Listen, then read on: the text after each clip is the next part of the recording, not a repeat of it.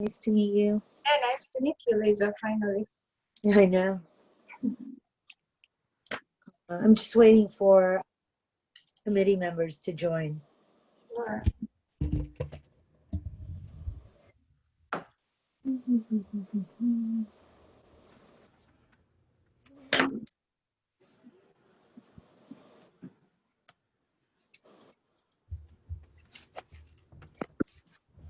Hi, Dean. Is Jesse on? Is Richard going to be joining us? Does anybody know? Richard, he said he was going to try. He has some challenges where he is with his cell phone. So. Right. Adele is here, right? Adele? Yes. Yes. She's on mute. Waiting for Jesse. Jesse's here. Jesse's here. Oh, cool. Okay. Hi, here. Hi. Hi. And Randy's here.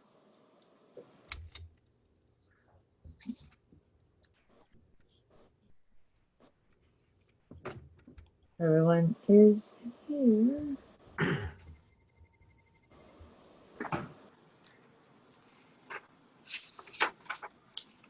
Richard did say that he's feeling better, though. He sent me an email. Oh, good. You saw him, right? I did. I did see him, and he looks really, really okay. You know, better than I've seen him in a while. So. Yeah, that's really great. All righty. 7:04. While you're waiting, Lisa, I have a question. Are you going to issue minutes after this meeting, or, I mean, how do you handle? We usually have the video available. So that's how we keep our minutes. All right. At least for land use.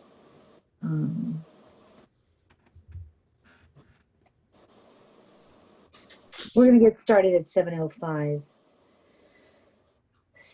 So,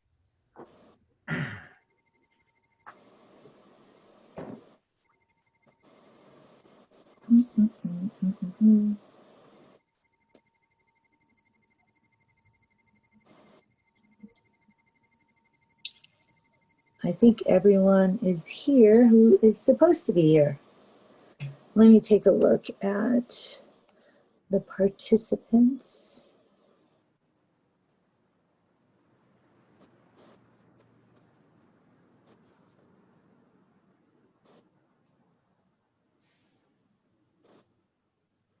Okay, 7:05. I'm going to call the meeting to order. Atlanta, do you want to go ahead and call roll, please?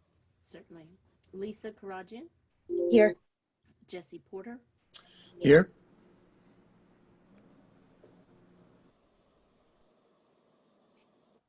Dean We Cutler. lost you.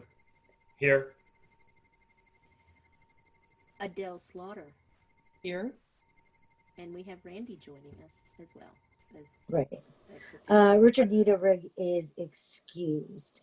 Moving on. Update by the committee chair. So it is Veterans Day.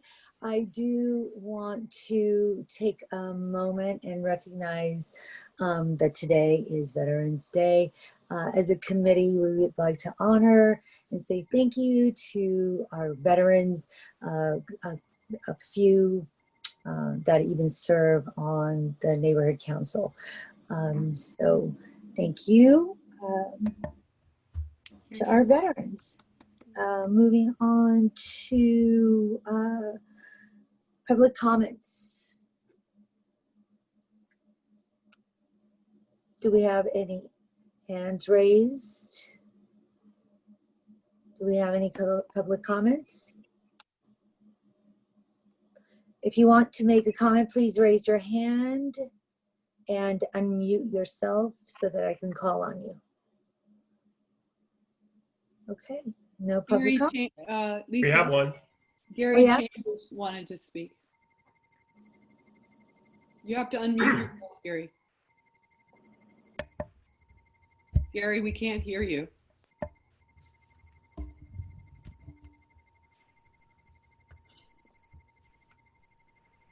You have to unmute yourself. Hi, this is Melissa Chambers. Can I ask you a question? Yeah. Do we give our public comments now about the proposed build at 3777 Sunswept, or is that after they speak? It's after they speak. We'll take public comment. Item number 6, right? Okay, thank you. Uh-huh. Great. Remember, I these will are wait till public then. Thank comments you. on non-agenda items. Okay, that's an Thank agenda you, Gary. item. I will wait. Thank you. Just checking. Anyone else? Adele, can you check to see if there's anybody? I'm checking. There's so far no one. All right. Let me just make sure no one's raising their hand.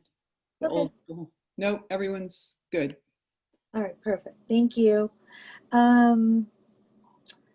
Okay, we responded to Melissa Chambers, and moving on to item number 6, presentation, discussion, and possible motion to ZA-2020-1362- ZAD-F, new construction of a 3-story, 45-foot high, 4,980 square foot single-family dwelling at 3777 North Sunswept Drive, Studio City, California, 91604. The applicant's representative's name is Farnoosh Farmer. The property owner, Eddie, is also present. So I'd like to ask you to unmute yourself, Farnoosh, so you can go ahead and start your presentation. Sure. I'm just gonna give a brief about the nature of our project, and I think after me, Eddie can speak to you as a property owner. So the property, which is currently a vacant lot, is subject to the provisions of the baseline hillside ordinance, BHO, which was adopted to preserve the character of the single-family hillside neighborhood. At 3777 Sunset Drive, the existing lot size is 15,681 square feet. And what we're proposing is construction of a new 3-story with a basement. So it will be 4,980 square foot single family dwelling, measuring 45 feet in height according to the hillside baseline ordinance, high definition. There's also an attached 400 square foot 2-car garage proposed, which is included in 4,980 square foot. So the lot coverage will be 16% building footprint, 2% paving and hardscape, and 82% landscaping. So the proposed project, which measures 14 feet above street level, fills the existing vacant lot, which is surrounded by currently developed residences. Our design is not proposing a building that is higher than the neighboring residences, nor is it proposing a larger residence in mass. We're trying to preserve the continuity of the surrounding neighborhood by maintaining prevailing front yards and height in relation to Sunset Drive. We have studied the neighborhood and we have the elevational studies of the area. So we've analyzed the streetscape to make sure that our proposal will neither block nor disturb any neighboring views. And we believe our design will maintain and enhance the built environment in the surrounding neighborhood by using similar aesthetic pattern deployed elsewhere in the surroundings, including materials and design elements. So to give the committee a sense of our team's hands-on understanding, I have to mention that we are very familiar with the process of delivering project in hillside areas, and I'm speaking to both design and construction aspects. Therefore, we're indeed gonna go along with the city guidelines in the construction process, and we have capable construction management team who's equally sensitive in minimizing the impact of construction process on the neighborhoods. So overall, I have to mention once again that respecting the neighborhood of Sherman Oaks, Studio City, Toluca Lake, and Kaonega Pass has been a crucial criteria for the architecture team. and we aim to be the good new member of your community. So if there is any questions, I'm here to respond, and I believe the property owner is also here to speak with you as a community member. So your application says new construction of 3-story, 45-foot high, 4980 square feet, with numerous entitlement requests. And I don't see your requests for your entitlements. Can you call those out?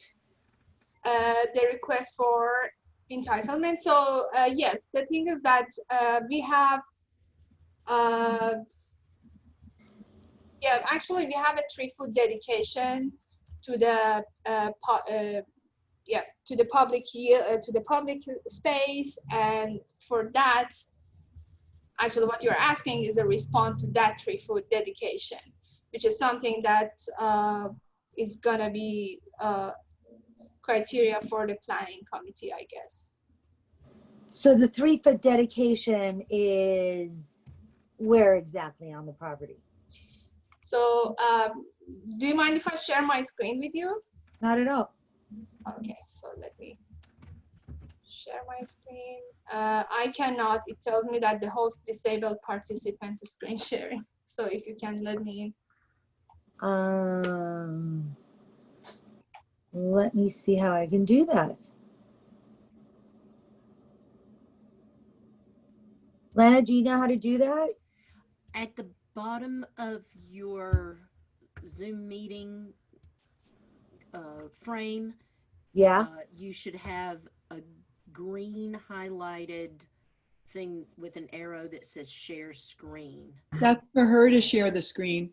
You have to make her a co-host so she can share the screen. The participant? Yeah. Yes. Let me find her and then make her. Okay. Yeah. Thanks, Adele. I'm sorry. I thought Lisa was trying to ask me how she should share her screen. Okay. Sorry. Okay. My screen. Thank you. Try now. Okay, so can everyone see my screen now? Yes. You can see the PDF correctly. I mean, correct me if I'm wrong. You should see the site plan now. Yeah. Okay, so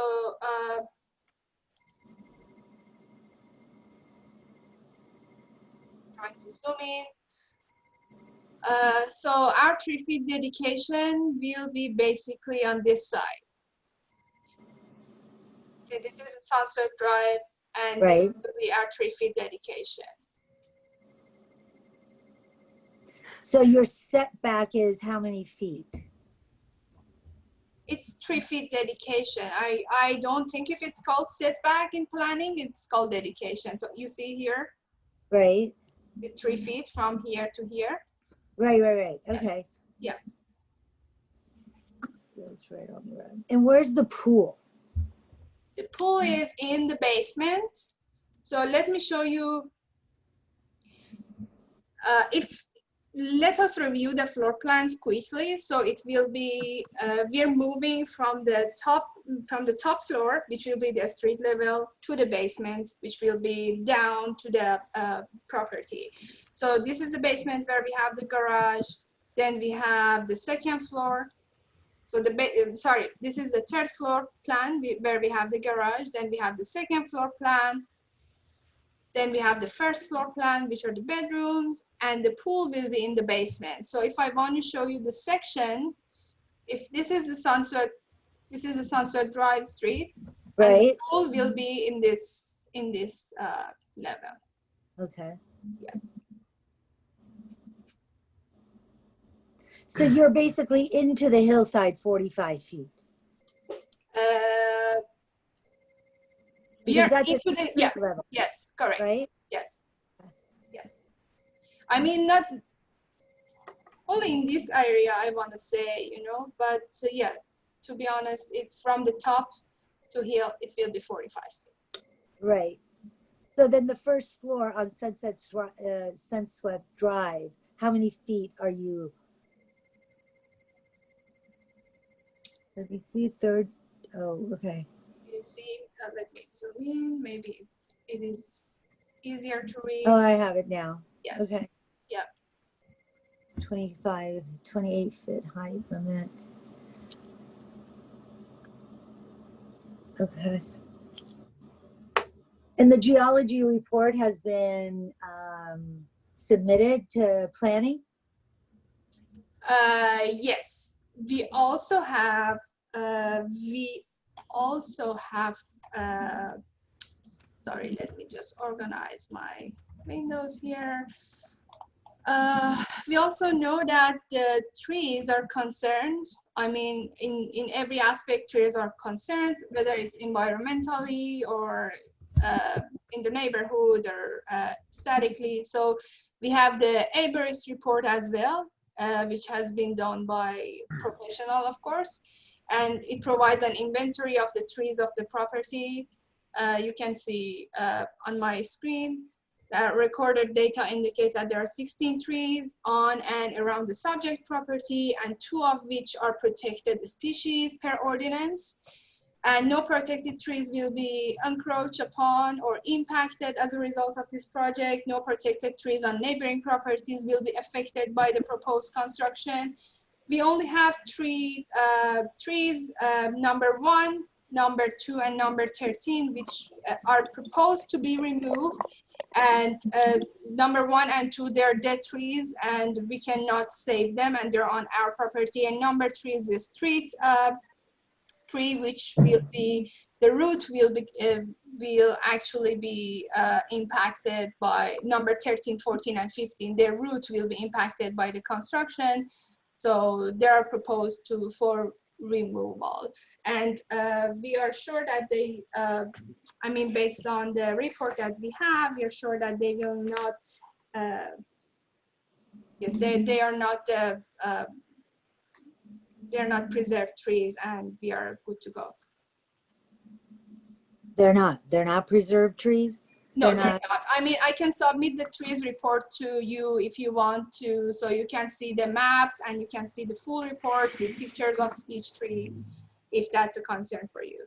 It really is, because developers and builders have a habit of removing trees wherever they feel like, and that really does concern me. So if you could submit that, I would really appreciate it. And you are going to have to file for permits to remove those trees, so the city does know which ones you're removing, right? Yes, yes, correct. Mm-hmm. Okay. Let's go to some comments. Question. I Yeah. have my hand raised and I was the only one that did on the whole list. Yeah, I know. But Richard, I think, has joined too. So can we start with committee questions first, Barry? Would you mind? Does Eddie need to add anything? Sorry, what? Is Eddie looking to add anything at this point? Yeah, I just like to say that I'm definitely not a developer, so I'm looking to actually live there. It's not a development project or anything. Oh, good. So it's, you know, I love this area. I live in the Valley, North Hollywood side right now. But I bought that land actually in 2016 or 17 when I was looking to buy a house, and house prices were so expensive. And after I, you know, did a little construction job on my parents' house, I'm like, Jesus Christ, these contractors charge so much, and these house prices are so expensive, almost worth buying vacant land and building a dream house from the get-go versus these prices on, you know, houses that are still need so much work. So I want the city to know one thing for sure is that, you know, I'm not like a developer or anything like that. I'm 33 years old, got married a couple years ago. My wife is pregnant, trying to build a dream house, you know, start a family, pretty much. That's about it. And move in and stay in one location. I'm not in the development world. I'm not looking to develop anything or anything like that. This is probably like my third project in construction, and probably would be the largest one, because all the other ones I've ever bought is just bought and fixed up to live in. I live in a 2-bedroom house right now, looking to, you know, grow my family and move into a bigger property. That's it. Just out of curiosity, Eddie, how many pylons do you need to keep a house upright like that into the hillside? If my memory is correct, I think the architecture's in the beginning stages when we were like designing the whole plan, the property was far more into the to the middle side of the hillside. So it was like maybe 13, 18 or something like that. But now he narrowed it down and went towards building it inside the mountain.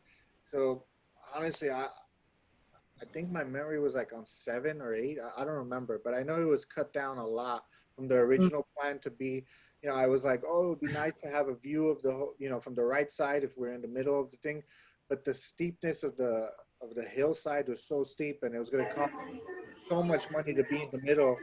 So we redesigned the whole thing, came into the mountain, and just went downwards versus straight and downwards.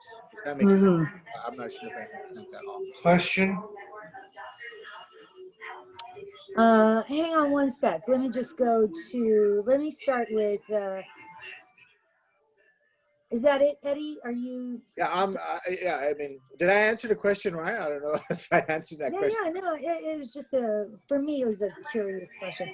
But I'm going to start with questions from the committee member, Richard. Yes. How much soil has to be exported, and what is your soil route that's been approved? Haul route. So I am not sure about the numbers. I have the soil report also ready to be submitted to the planning committee. If you want, I can actually extract the numbers from that report and send it to the committee. I'm concerned with traffic on Sunswept of how many truckloads, how long, I assume 9 yards or so per truckload, but I'm just trying to see how many and when, what's the total amount of soil you're exporting? Yeah, as I said, Richard, I am not sure about the total number of soil because I'm the architect. That is a question for expertise in soil, which, as I said, we have the report. But I want to make sure, I knew that the traffic would be a concern for you, and I've made sure that our construction team will have a traffic manager to make sure that we will not disturb the neighborhood. So this is what I can commit to here. Well, Thank you. thanks, Richard. The commitment is much appreciated, but you have to really take into consideration the neighbors surrounding the area. I suggest, as committee chair, to flyer the neighborhood to make sure that they know what the schedule is with the trucks that are going to be coming and going, and taking into consideration holidays and so forth, so that you don't disturb people's livelihoods, especially because of COVID. Everyone's homebound now and in quarantine, and it could get really aggravating for people to have to live through that. Let me move to, yeah, go ahead, Eddie. I could promise you one thing just from personal experience dealing with right now. They're literally closed both my sides of my street up and to the left where I live. They're doing, all this construction work, and there's literally dirt going in and out, and just the roads being closed and the frustration I'm personally going through right now for the past 3 weeks. I will do everything in my power to make sure no one feels that on surrounding neighbors. Because if I'm going to move in there, I definitely want to be friends with all the neighbors. I'm not trying to cause problems. Yeah, it would be appreciated, considering we all live around you too. All right. Will the construction vehicles be parked off-site, or what's going to go on? These are actually questions for traffic management. Of course, they will be managed to make sure that there will be no traffics to disturb the neighborhoods. Do you have a projected start date? Not yet, because that depends on your acceptance first, and then the planning committee in the city. So we Right. don't have the date yet. Yeah. But a projected like summer of 2021, fall of 2022. Eddie? My goal would be fall of 2021 or 2020. I mean, I don't know how this process with the city works, but just say Slow. if everything gets approved by the city, maybe Mhm. 5 months after that, or 6 months after that. So you're ready to go as soon as you get your, I've been waiting. right. Okay. Yeah, yeah. The thing, Lisa, is that as I'm sure you know, and you're aware of the process with the city, like the back and forth process can be time consuming. So that's why we just can't Yes. tell you the exact date. Yes. Okay. Thank you. Barry Johnson, go ahead. Yes, I was going to say they don't exceed their FAR allowed by the baseline hillside ordinance. Right. And it is a huge lot, over 16,000 square feet. Right. And if you're standing on Sunswept, you're only seeing one story, the third floor above Correct. street level. So in this case, it's really, they're going over height in a downward direction and not upward direction. Right. So, Studio City Neighborhood Council and Studio City Residents Association fought long and hard for nearly 20 years for baseline hillside. Right. But be that as it may, again, this is not going over a street level height. It's going down from a street. So to me, it's different. But that 45 feet also does not include the basement. That's additional footage. So it's a huge height on that hillside nonetheless. Right. And for me, I would think every single neighbor surrounding it should sign off on this. To me, that would make me happy, and that seems like that would be right, what should be done to make it right with the neighbors. If they sign off on it, to me, I don't think it's a problem. But if they have a problem with that descending height of nearly 60 feet, then I think there is a problem. So I really think the neighbors need to be heard from on this, and that's all. Can I respond to that, Barry? I'm not sure if you can see my screen or not. Yes, I can. Okay, so speaking of 40 feet, as you can see in this section, as we've shown, the 40 feet will be an offset of the hill topography, correct? So we have the 40 feet from here to here. So I can see what you mean, but we've made sure that this 40 feet meets the technical actually criteria. But for sure, we will take your comment into consideration. And hillside ordinance would not allow 45 feet, which is essentially why you're before this committee tonight. Yes, that's correct. And as I mentioned before, this 45 feet height is something that is going to be negotiated in planning committee. Actually, it is for the 3 feet dedication that we have to the public land. So we are not sure if it is going to be accepted or not yet. So this is proposal. Yeah. Right. So considering the homes in the area of this address, are there 45 feet homes that are into the hillside just like this one, or no? No. No, I don't think that we have this. What I meant by studying the neighborhood was mostly elevational studies. It means that we don't have the drawings and we didn't actually investigated all the units. That is again something for planning committee to tell us, because they have the access to details of each property around our design. So as far as I know, I cannot tell that if there is one or not, because my studies were in the scope of a streetscape, so that we wanted to make sure what I was addressing before. We wanted to make sure that statically we will satisfy the neighborhood. Well, aesthetically, it's very lovely. Definitely. The fact that you have 82% landscaping is commendable to the 16% of just home, considering the lot. But what we would like to see is planning gives you a sheet, right? To go ahead and have your neighbors sign off on a project like this, which gives us assurance that your neighbors are willing and accepting of your plans. So, you know, I like to say the 500-foot radius of the home would be a really good start. Have you attempted to do that? Have you talked to any of the neighbors? No, we were actually waiting for this meeting to see how we should handle it, and we wanted to take your insight into consideration, so it is good to know. That would be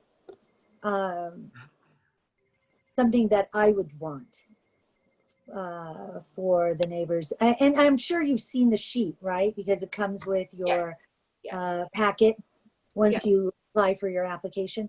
All right, let me go to the next question. Paula Chambers, unmute yourself and go ahead. Okay. Hi, Edgar.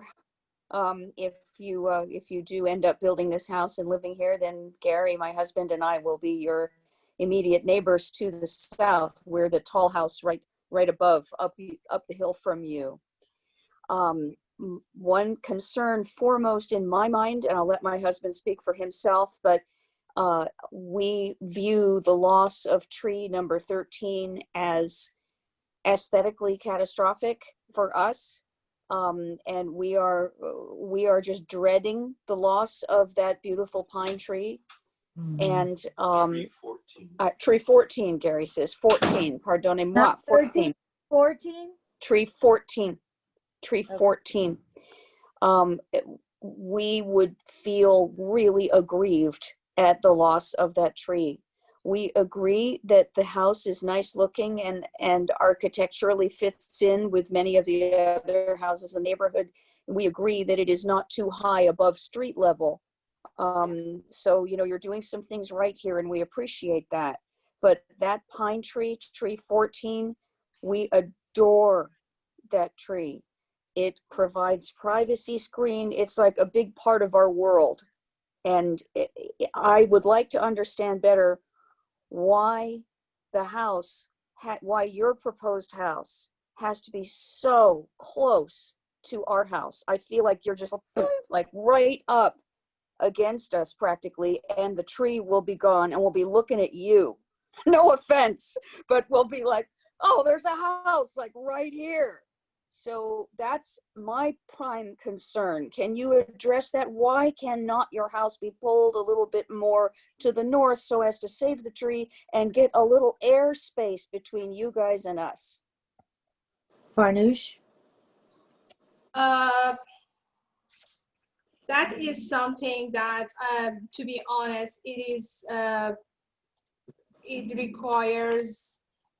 So let me put it in this way. The way that the location of the house that we proposed was in direct, it was a direct response to the soil studies.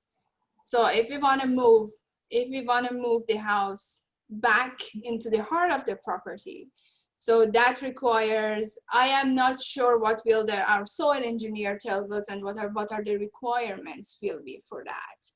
So that is my response to that concern of yours. But about tree number 14, which I completely understand what you mean. I want to say that in our tree report that I can, as I said, I can submit to you guys, tree 14 will be removed because the driveway encroaches over its root system. So it will not survive the convert. It's not that we want to remove it because it is in the way of our construction. We can leave it. I'm not sure we should actually confirm that with our engineers, but if we don't remove it, it might not survive the whole construction process. The root might not survive. Might not survive, Yes. but might survive. Yeah, this is what is being written in this report. Yeah. If I may also, I also spoke to your husband and I told him, I gave him my word if I can, and if there is a way to make sure that tree does survive and can survive and could, you know, we could work around it without major expenses on my side or anything like that, I would definitely do my part and have them. When this was submitted to the city and all the plans, it was way before your husband and I talked. I believe I was there cutting all those, the landscaping guys were there. But and I did tell him I will have our architecture team and everybody look at it. But I have told him that is we were trying to wait to see where this hearing takes us to go from there on all the other changes or whatever we need to kind of see how to fix around it. But if that's something like an easy don't touch and it's going to survive and the city's okay and everybody's okay from whether roots or, you know, from the street, or if everything's okay with it, it doesn't bother me. I love privacy myself, and I, you know, as much as we'll be great neighbors, I definitely understand of turning around and saying hi every morning on the mornings or anything like that. But I definitely understand the privacy concern, and I'll definitely make sure they take a look at that. Well, we do Share that appreciate tree. preserving trees, and also should it come down to having to remove the tree, would there be a way to replace the tree? We will In a way, definitely look into that. Yes, that is also a good proposal. in a way where the Chambers family has the privacy that they're seeking. So I'm going to move on to Melissa Chambers, if you wouldn't mind unmuting yourself. And Lisa, Thank can I you. ask Thank you Farnoosh very much. to share the I just want to let you know Hang that on, Melissa, hang on. I'm so Sorry, sorry for Lana, the did you have for the something? sake of the discussion, Melissa, I'm so sorry. Could we get Farnoosh to put up the tree diagram again so we can see Sure. that? Okay. I'm not part of that Chambers family. Oh. I'm a different Chambers family. Oh, okay. I am Oh, the sorry. Chambers family that lives directly below this project. And Wow. I need to say a few things. First of all, I'm speaking not only on my behalf, but for my neighbor who is directly underneath this property. I am underneath it to the south. This, whatever he's building is in my backyard. So I'm very concerned about what's being done here. First of all, this hill has been vacant for the 36 years that I've lived there. And this is a substandard hillside. And there are rules for this hillside for a reason in terms of the size and the scope. And everything that he's asking for at least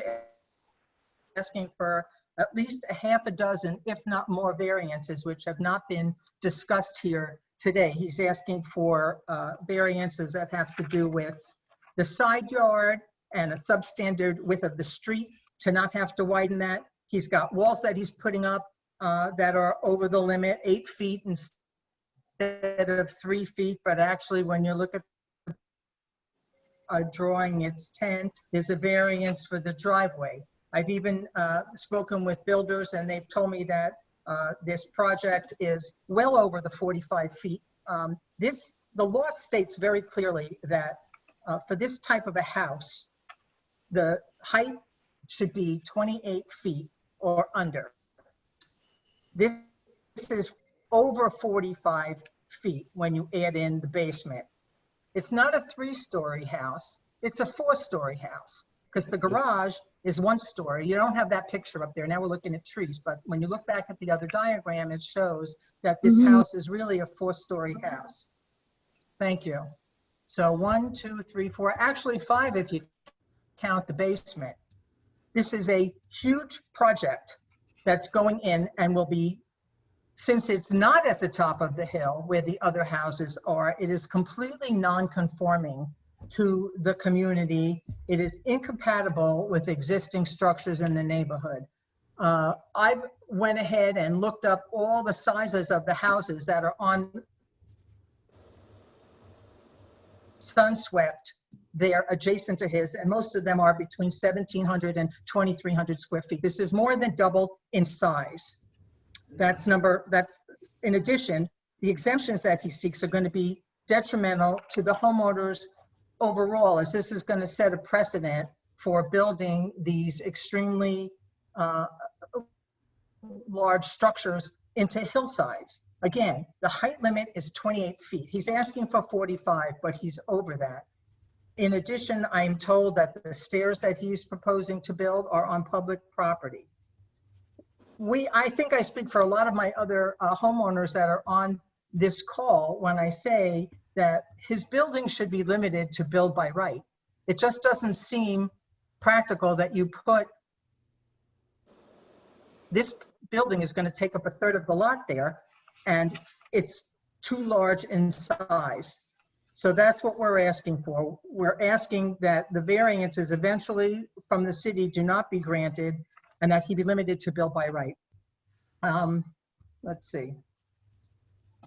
You know, there's another very prolific builder in Los Angeles that's got a lot of litigation going on right now for pretty much the same reason, which is overbuilding on hillsides. I don't like to mention names. I don't want to disparage anybody. That's not our concern right now. Yeah, all right, so a few more personal comments. I've spoken with Eddie. Eddie called me once because he wanted to have access to my next door neighbor's yard so that he could do the You're cutting out. That he was doing. Melissa, And you cut out. You have to. that he had permission.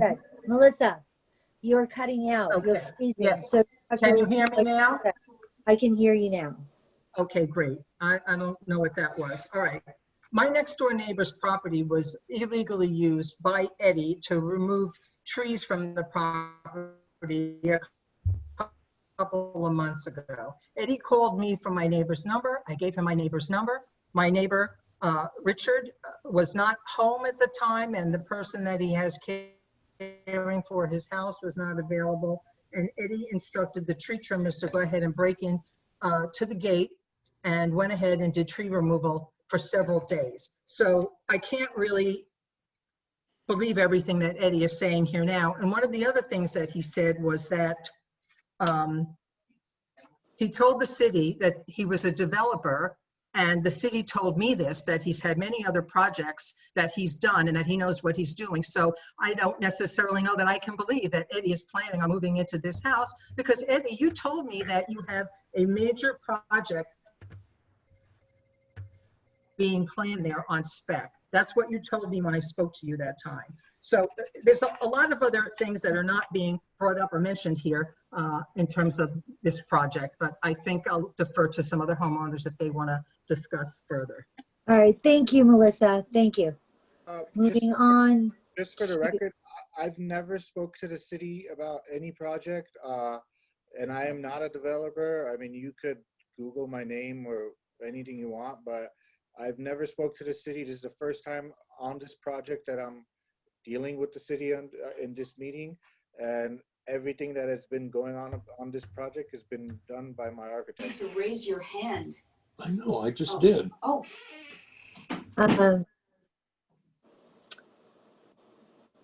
Are you done, Eddie? Give me 1 second, Gary. Can we remove the tree exhibit, please? Farnoosh, can you remove the tree slide, Yeah, sure. please? Thank you. Okay, I'm going to move on to Gary. Go ahead. Hi, can you hear me? Yes. Okay, so I'm Gary Chambers from 3771, the property immediately south of the proposed construction. We've already discussed the tree. One of the exemptions that has been asked for, and we haven't even discussed in detail any of the exemptions, but one of the exemptions is that not to have to widen the street to the required 20 feet. This is an extremely narrow street to begin with, and we have all kinds of traffic, and we have trash trucks And, you know, it's just, you know, it's a serious issue to think about not expanding this street. It's currently the northernmost border of the property is right after a blind curve. And right now, that street is approximately 14 feet wide. I think that's a really serious issue. So that's my certainly major concern. Okay, thank you. Appreciate it. Moving on to Adele, did you have a question? I think another neighbor, perhaps. Yeah. Stuart, Raise your hand. did you want to speak? Stuart McDonald? Did you want to If you want to speak, yeah, go ahead and unmute yourself. Stuart McDonald, yep. Hi. Can't hear you. We can't hear you. No sound.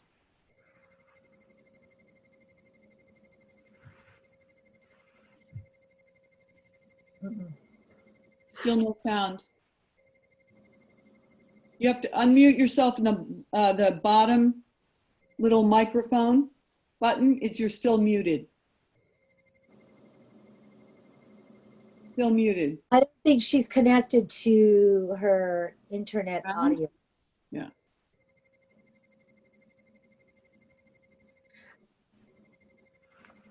Stuart McDonald, if you can hear me, go ahead and work on getting yourself unmuted and we'll come back to you, okay? Adele? You can also always, you can call up on the phone, call into the meeting that way if you want to. Okay. Yes, sir, with the hand raised, Stuart McDonald, the real Stuart McDonald.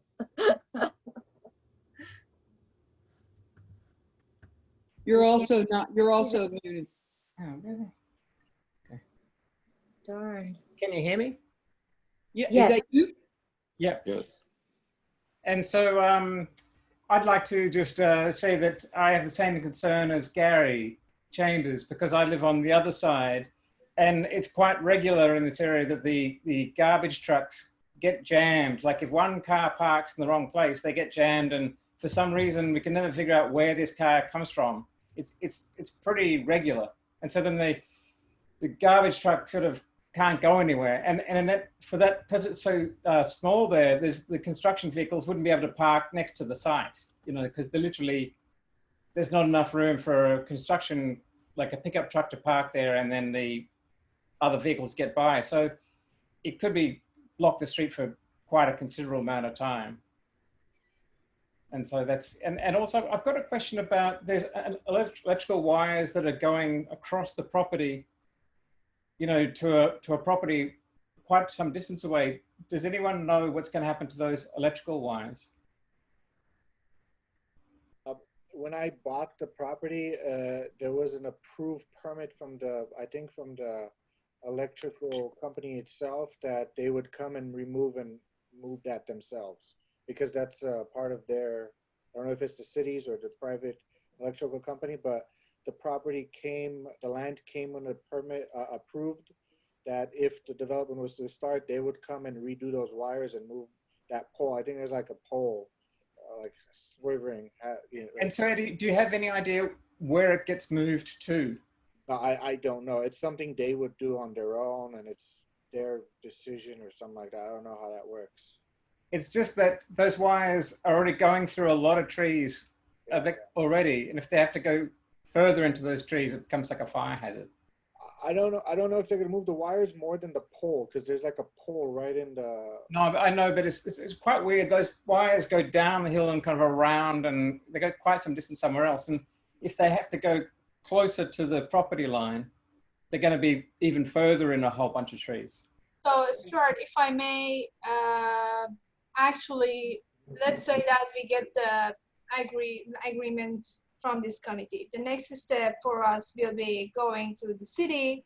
And then what city will do is that they will review the project and we will get back comments like from different sectors, from water and power, from, let's say, traffic, from different. So they will review the project, they will give us their comment, they will ask us to modify things. For example, they will tell us, okay, put the electric room here so that we can have the better access to like the main pole or things like that. So that is what in the next step we can take care of, and to our capacity, we will work with water and power and public works to make sure that no disturbance will happen, and especially because we have so many trees over there, and we don't want any hazards to happen because of that. All right, perfect. We're gonna go ahead and close this out real quick. Lady Stuart McDonald, are you up now? She's my wife. Just that's my wife, Belinda. Can't she come into your Did you room? come to where you are? No, she's visiting her mother in Sydney, Australia at the moment. Oh, Okay. sorry, that darn. Melissa, you already had a chance to speak. I'm only going to give you 60 seconds, one whole minute to go ahead and say what you need to say. I'm and then actually move on to speaking, committee I'm members. speaking, here's my neighbor, Rick Okay. Tosita. He lives down below, and he Hello, just Rick. wanted to make a comment. You wanna? Oh, okay. He's using my Zoom. Okay, perfect. Yeah, hi. Hi. My name is Rick Tusade, and I live down on Goodland Avenue. Hello. And I noticed that at the onset of this proceeding, someone spoke to the character of the neighborhood, as though this 4,000 square foot, what I would call a monstrosity, fits in with the character of the neighborhood. Well, that may be true if only if it's viewed from street level. But if you view it from our street, Goodland Avenue, it has nothing to do with the character of the neighborhood. In fact, it's the proverbial sore thumb. Mm-hmm. It's totally inappropriate.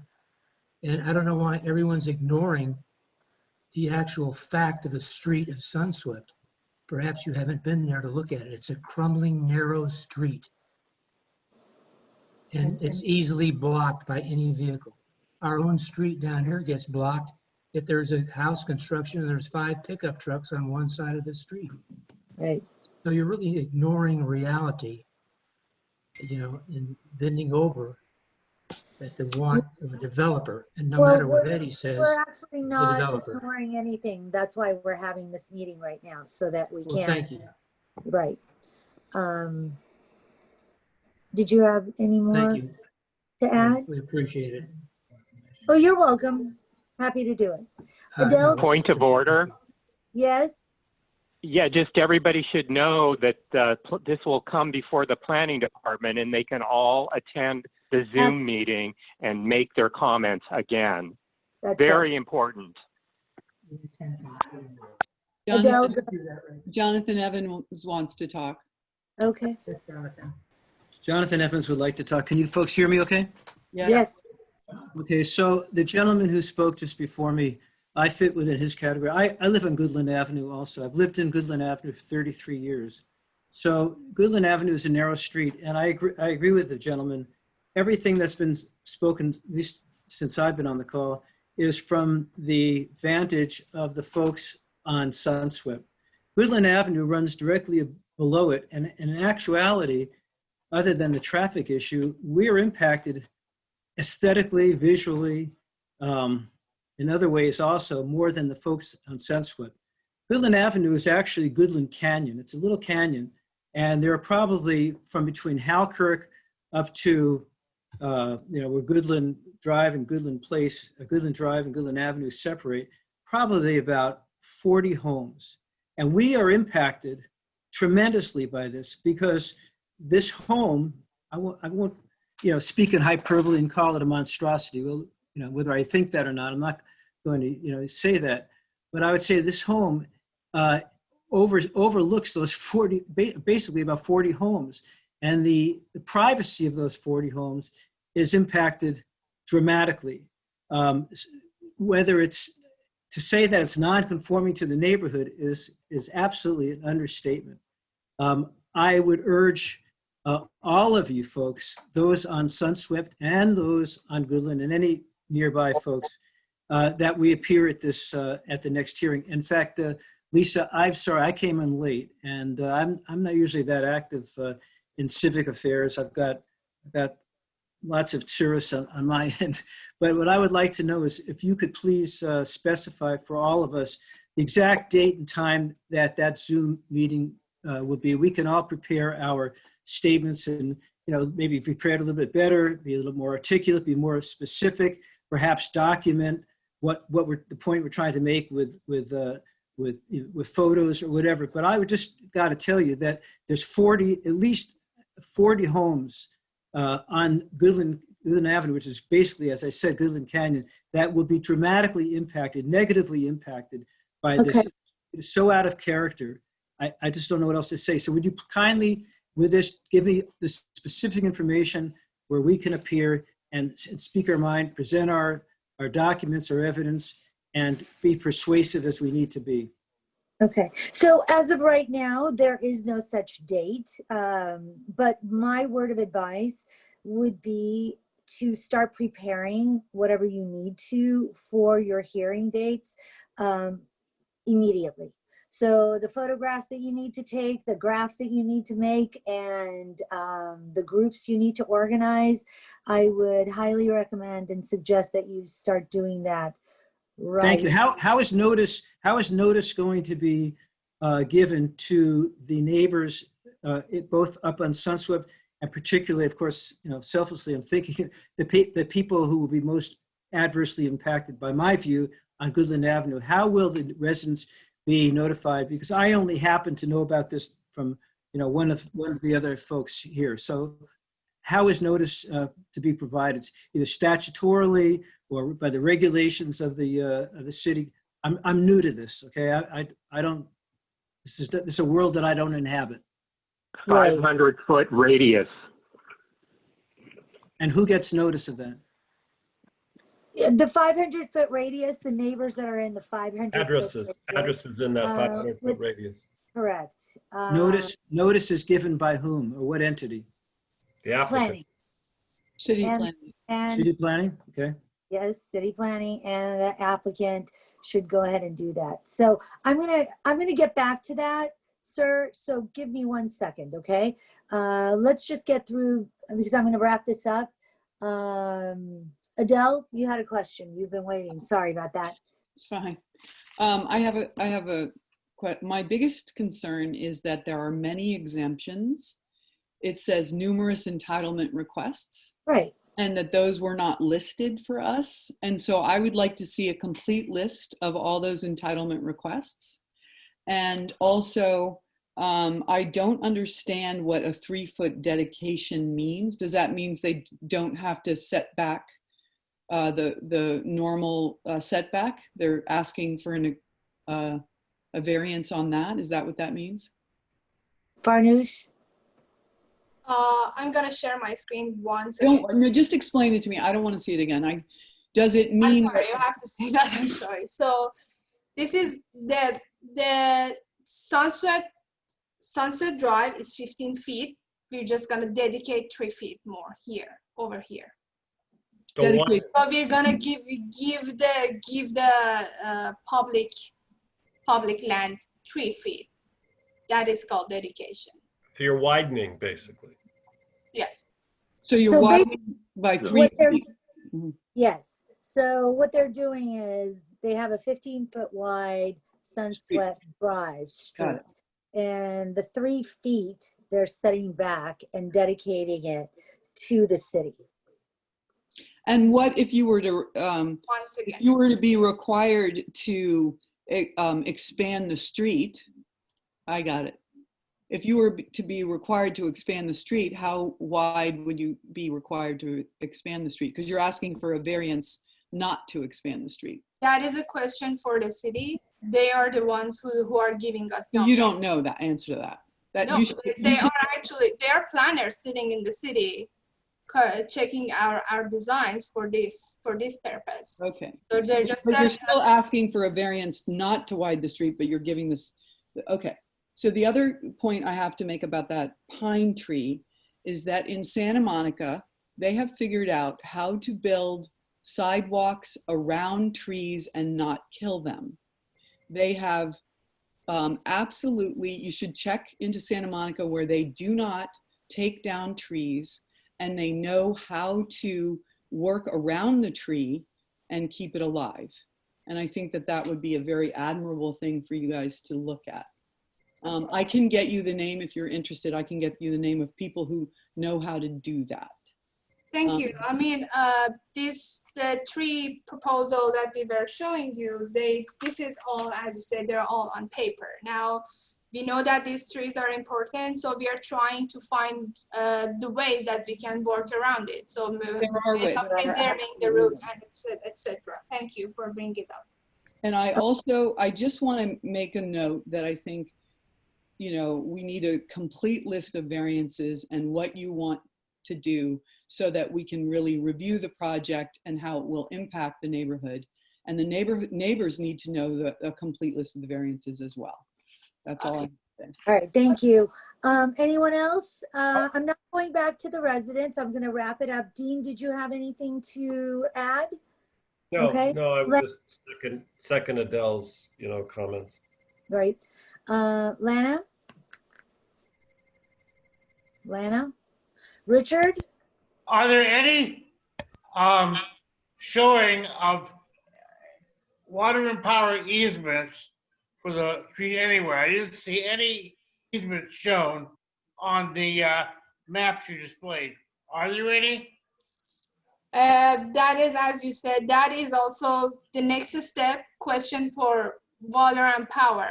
So they will review the project. They will tell us what modifications we need to do in the design. But so are there any existing easements for moving or having the lines be there at all? Not that I'm aware of. None? But as I said, I don't want to commit to this answer because we don't have a written report from Water and Power yet. But it should be on the maps. When you acquire the property, you normally look at all the maps from Zenith and from everywhere else, showing where the easements are. Sure. Okay. So Anyone else? I was curious, Stuart McDonald, were you raising your hand because you're going to read a comment from Mrs. McDonald? Is that correct? Yeah, that's correct. Oh, yeah. good. So Okay. she texted me from Australia and she said that the owner wants to encroach beyond the 8-foot restriction to the adjacent property line, and said he wants to build incredibly close to our property, which creates an undesirable precedent for future projects in the neighborhood. And so, that's the objection, that the distance to the property line is going beyond the normal rules. Okay. Thanks. I'm glad you got that to us. Jesse, did you have a comment? No. Okay. Okay, I am going to go ahead and, so this is the sheet. You can see it, your neighborhood contact sheet. I would really appreciate it if you did go around and have that filled out so that we know how many neighbors are for and how many are against the project. Second, we do want to see a list of the entitlement requests without a doubt. So having said that, I will go ahead and table this until you can come back with the information that we are seeking, and then we can pick it right back up where we left off so that the community has a better opportunity and a chance to review your application. Question, who's supposed to fill out that paper sheet that you just showed us? Well, the applicant, Eddie, and his people, his group, will have the application to go around the neighborhood and talk to you all individually and have you sign it, either for or against. That's usually how it works. I have a giant piece of property that's being built down the street from my house, and that's what the gentleman did for us. And it is 3 times the size of what Eddie is building over there. Anyone else have a question? Yeah, Adele. You also wanted the tree report. Oh yeah, she's Yeah, gonna I can email. submit the tree report as well as geology and soils report that you asked about. I can submit them to you. All right. So just so all the neighbors know that there is a process to this, you can sign up for emails from planning to keep track of what is going on with this address. You know, you can stay in touch with me and land use, and we can notify you as well. We can get you information as much as you need. But there is a process. So the city will go ahead and you will have ample opportunities to speak on this project, because once it goes through us, gets signed off by us, the city has to do their due diligence every single step of the way to sign off.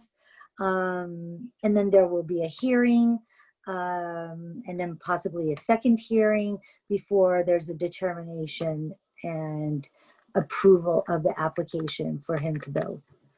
Hello? Yes? Yeah, so I have a question for you. Earlier, you indicated, you told me something about a 500-foot notice would be provided to folks within 500 feet.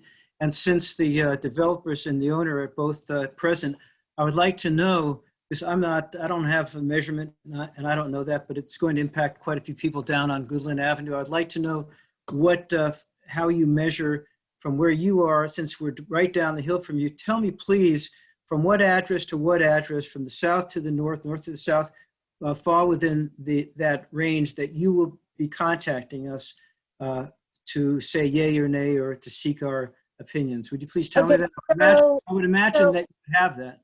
So you can also go on ZIMAS, ZIMAS, and follow the prompts. You can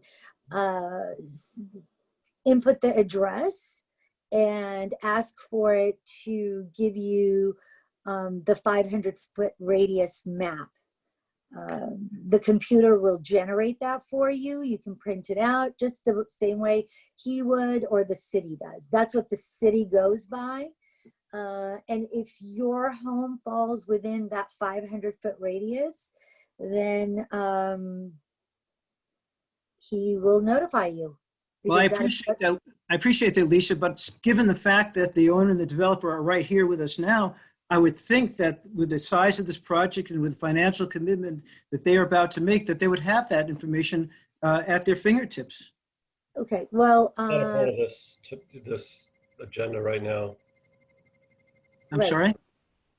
Can I just clear one thing? I just want everybody to know I'm not a developer. I own a company called Easy Inflatables. We manufacture inflatables. So, I mean, just stop calling me a developer. Here's my card. I mean, you could see I'm not a developer. This is strictly a family home to me. Please, you know, clear that. All right, so you're the owner. So nonetheless, I would still think. Everybody keeps saying developer. All right, so you're the owner and you're a businessman. Sir, I'm going to go ahead and wrap this up, but let us make something clear. Eddie does not want to be labeled as a developer. So. Okay. We will not be referring to him as the developer and calling him the homeowner from this point on. We have requested certain things from the gentleman and the architect that they will be providing us, and they will come back to us and they will do their best to answer all of our questions and your questions as well. Okay, so we will stay in touch through email, Farnoosh. Sure. And then we'll we'll just keep moving forward with this. Okay. I'm sure everyone wants to be happy when this project is built. So yeah, we're trying to work on. Right. It's not, and neighbors need to understand that people who buy property have a right to build as long as they comply within what the city puts forth. They have a right to build, just like I have a right to build and you have a right to build. So let's make sure that they do us right by not moving so many trees, giving us ample private space, and having a beautiful property to look at and make you all happy at the same time, as well as his family. Okay? So we'll revisit this maybe in the future. Okay. All right, thank And you. it's zemus.lacity.org. zemus.lacity.org. Thank you, Barry. zimas.lacity.org. Follow the prompts and it will provide you with so much information. Okay? Thank you. Thank you, Varnush. Thank you, Eddie. Thank you, everyone. Good luck. Thank you. Thank you very much. Thank you. The McDonald's, Gary, the Chambers, both families. All right, moving on to the next item on the agenda. Number 7, presentation and discussion. The motion picture industry pension and health plans. MPI owns and operates out of 11357 West Ventura Boulevard. MPI purchased the building located at 11343-11345 West Ventura Boulevard, adjacent to their existing facility. MPI is proposing to demolish the existing newly purchased building and construct a new surface parking lot to create additional parking for their existing facility. We have their representative, Jessica Hensier, online with us to give us our presentation. Jessica? Can you guys hear me? Yes. Could you promote me to host or whatever so I could share my screen, please? Absolutely. Give me 1 second. Jessica.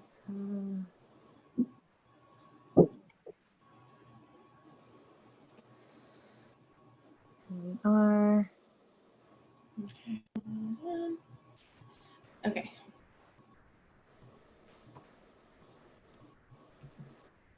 Hold on. Okay, can everyone see my screen? Yes. Yes. Hi everyone, I'm Jessica Hensier with Craig Lawson and Company. We are a land use consulting firm representing the motion picture industry, pension and health plan. So we recently filed this case for the parking lot project, and you can see our case numbers are here. Look on the first page if you want to look up our information. And thank you, Lisa, for having us at this meeting. So first I wanted to introduce the project team. I already introduced myself, but I did want to introduce MPI as well as JPA Strategies. So MPI is the Motion Picture Industry Pension and Health Plans, and they're a trust fund established by collective bargaining agreements to basically provide health benefits to people in the motion picture industry. And we also have JPA Strategies, which is the project manager for the construction and development of this project. And they're here. So Dave Aslin from MPI is on the meeting as well. And I just wanted to give him a quick opportunity just to say who he is and a few words about this project. All right, thank you, Jessica. Good evening, everybody. Hello. Thank you for having us and for reviewing our project. You're probably familiar with us, with our position here on Ventura Boulevard. It's actually 11365 near the corner of Tahanga and Ventura. We've been here since the early 80s. We built the building here a little bit before my time, but We've been here for a while. I think we've been really good neighbors. We have a nice, attractive building that we've kept in good condition and safe and clean all these years. And we have one little issue, which is we keep growing in terms of the number of employees that we need to serve the industry, the entertainment industry. And so we're looking to expand our parking for our existing business. This doesn't involve any new business. This is existing business, no new trips to the site. It's just to accommodate two things, really. One is our employees, and number two, the actual participants of our plan. This is going to be a visitor parking lot as well as an employee parking lot. And that provides a better experience for our participants. They'll be able to enter our front doors on Ventura Boulevard rather than having to go around the back of the building and park there and come up an elevator or a flight of stairs to get to our main lobby. So that we're looking to improve the service experience for our customers in this project. So anyways, I'll let the rest of the project team carry on, but I just wanted to explain a couple of our main goals, and also happy to talk more about our business, but you probably understand already enough what we do. Thanks, Dave. Thank you. So I just wanted to give you an overview of the project site. So the project site here is outlined in red. It's an existing just over 8,000 square foot commercial building with some surface parking in the rear. And it, as Dave's explaining, this is the existing MPI facility. So the building's located here, and it also has the surface lot. And then in the immediate area, we're next to a car dealership, and here's Tahunga, as well as some other commercial buildings, as well as these various strip centers and some other, 1 and 2 story commercial buildings along Ventura Boulevard here. So just wanted to give you another overview of the existing conditions. This is the existing building that will be demolished, and here's a bird's eye view where you can see the building here and the MPI's existing facility. Quick overview of the zoning. So we are in the commercial zone, the C2 zone here, and abutting the Los Angeles River and the rest of the commercial corridor here with single multifamily residential uses further out. So Lisa kind of gave a short project description, but I did want to go into that a little bit further. So we are proposing to demolish the existing commercial building and construct the new surface parking lot that will be part of the MPI facility. The project will include lush landscaping and 1 new monument sign along Ventura Boulevard. So right now there's 14 surface parking stalls on the lot, and we're providing to create a total of 32 parking stalls, which will include 2 accessible stalls and 3 electric vehicle charging stalls, and importantly, 1 of the van accessible stalls for handicap spaces will be an electric vehicle charging station as well. And within that, there will be a mix of standard and compact stalls. And that's mostly the project data. So just to give you a little bit of an idea of what we're asking for in terms of our entitlement request and the project timeline, we're not asking, I just want to be very clear that we're not asking for any deviations as part of this project. The project site is located in the Ventura Cahuenga Boulevard corridor specific plan. So the entitlement request here is just to confirm that we are in compliance with the provisions of that specific plan. So we're not requesting any variances or anything like that. And aside from that, we are requesting, as our CEQA review, we are requesting to be exempt from CEQA under the Class 32 categorical exemption for urban infill projects. We have prepared a draft Class 32 categorical exemption and done several technical studies that show that there won't be any significant impacts as part of this project on CEQA. We are in the review process of that document with the city, but we'd be happy to share some of our technical studies once they've been reviewed by the planning department.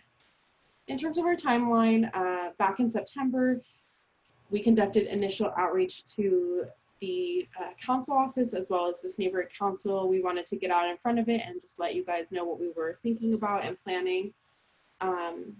Late last month, we submitted the applications to the Department of City Planning.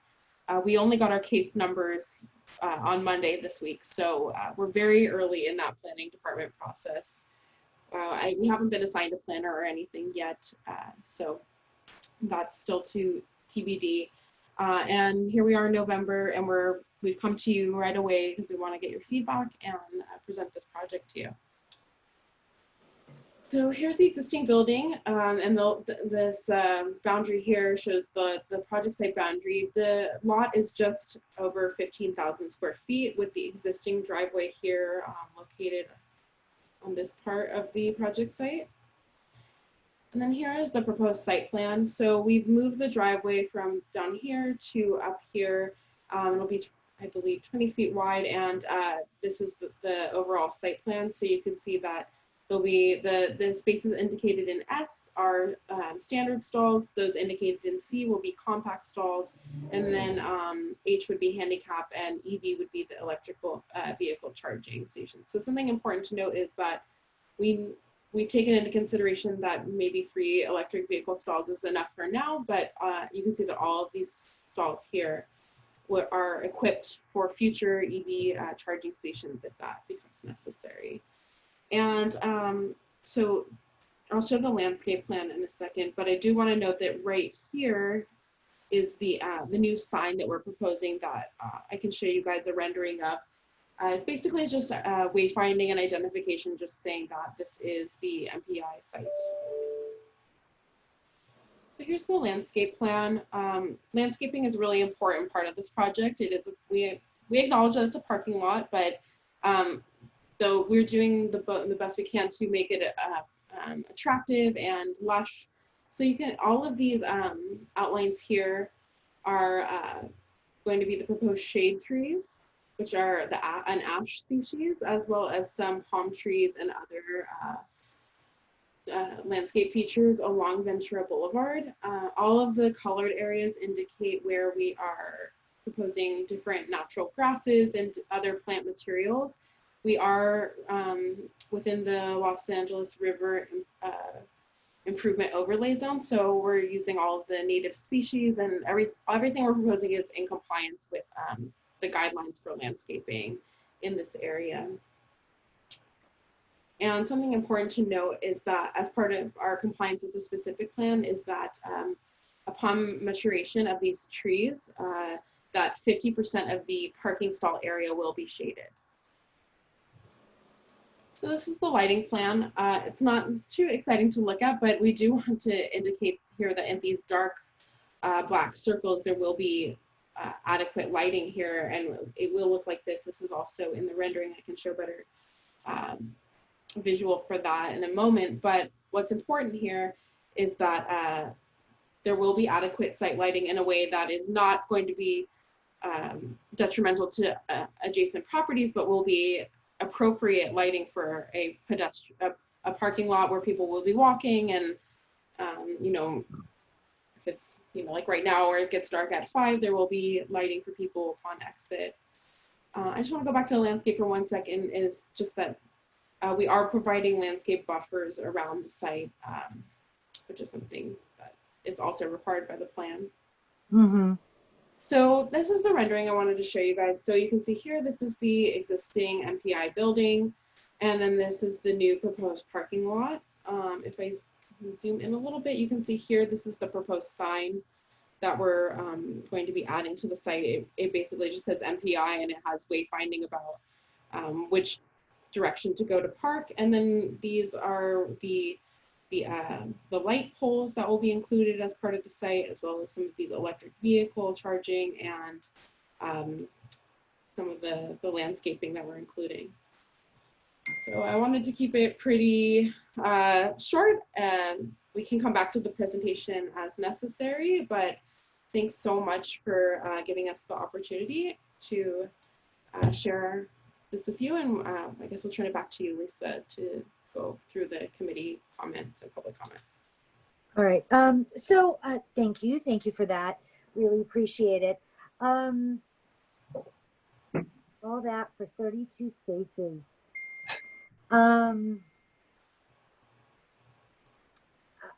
I'm not a big fan of parking lots on Ventura Boulevard. It's no surprise to anyone. I just am not. How many parking spaces do you have now? Because you have parking underneath the building, to the left, to the right, in the back.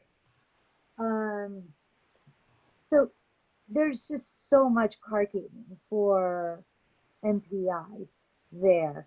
And to have another 32 spaces,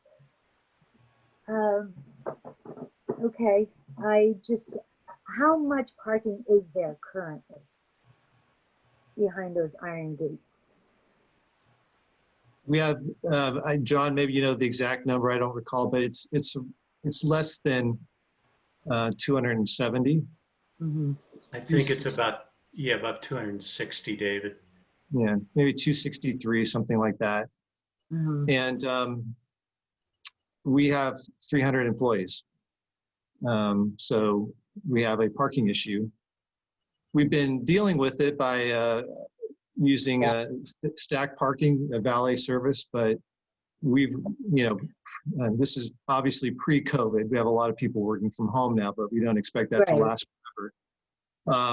But the valet system that we had is unsustainable and not safe. And we have over 300 employees and consultants that work in the building every day in normal times. Mm-hmm. So we have a real parking issue. What I really appreciate is the landscaping to cover all that metal that's on Ventura Boulevard, which I would like to see more of for this side. Now, is the entrance, driveway, and the ticket booth going to move, or is that going to be two separate areas? So our current main entrance driveway, our main driveway, will be for employee entrance only in the future. So we will have all visitors park in the new parking lot, which will give them much better access to the main lobby, anyways. So the driveway that you're familiar with, Lisa, will just be for employees to come in and out of the building. Okay. So is there going to be similar landscaping? Because how tall is your fence right there on Ventura Boulevard? The existing fence at the existing facility, No, Lisa, the new. they're both the same. They're both 8 feet tall. We're matching the height of the existing fence. Okay. And is there going to be just lots of ivy and trees covering it all? Or are we going to have just a clear view into the parking lot? There's a variety of different heights and different colorations of ground cover. We've got multiple tree types, and of course we've got a dozen new ash trees smattered about the parking lot to provide shade and interest. And part of this is the palette that is being chosen is what is required for this specific plan zone and the Rio. So we've got to comply with that. Absolutely. And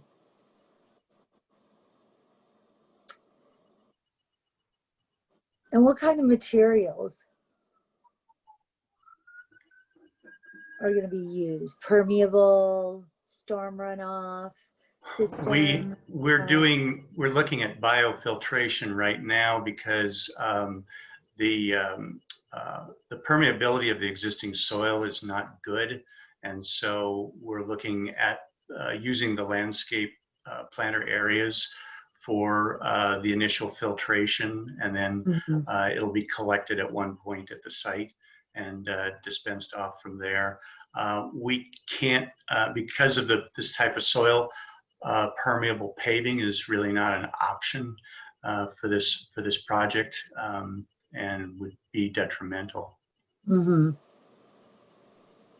So one of the things that I was impressed with, I can't remember when it was, but it seems like it could have been a year ago now, when at 5 o'clock in the morning there was a fire. I don't know if you recall this, by a homeless person by the river over there. I saw it from my window because I looked directly from the hill onto MPI.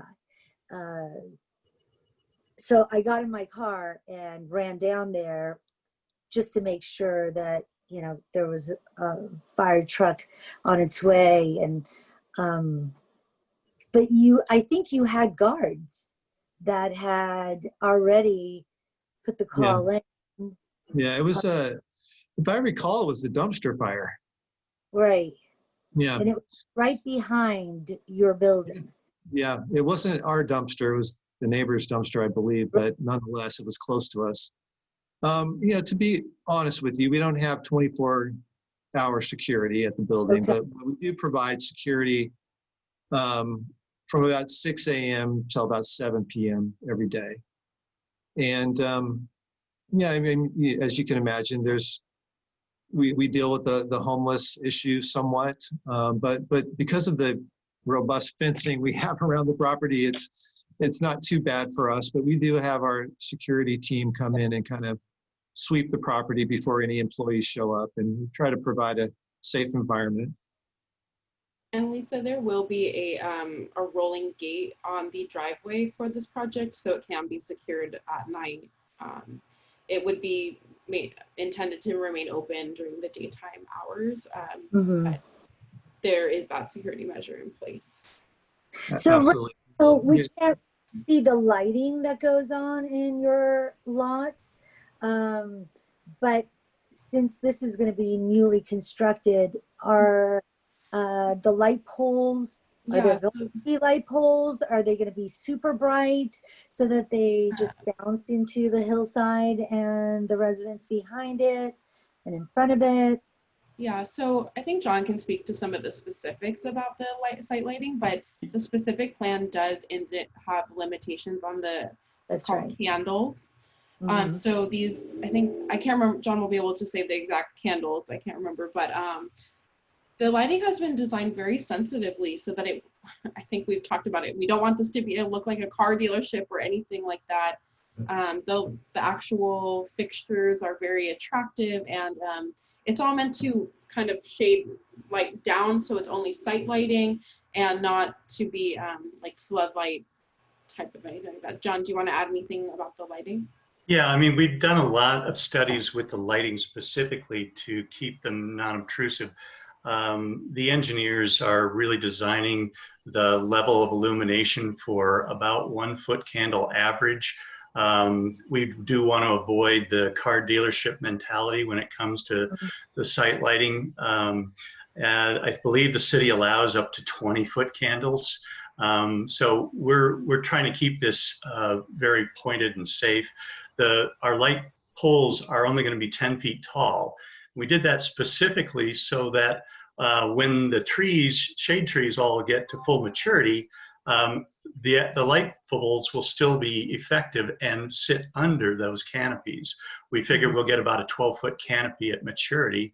And so in that way, we're not cutting back shade trees just to get light on the site. And but we've done photometrics for the entire site to make sure that we've got good wayfinding, illumination, and but like I say, not so much light. A lot of jurisdictions strive for either 1 foot candle average or 1 foot candle minimum.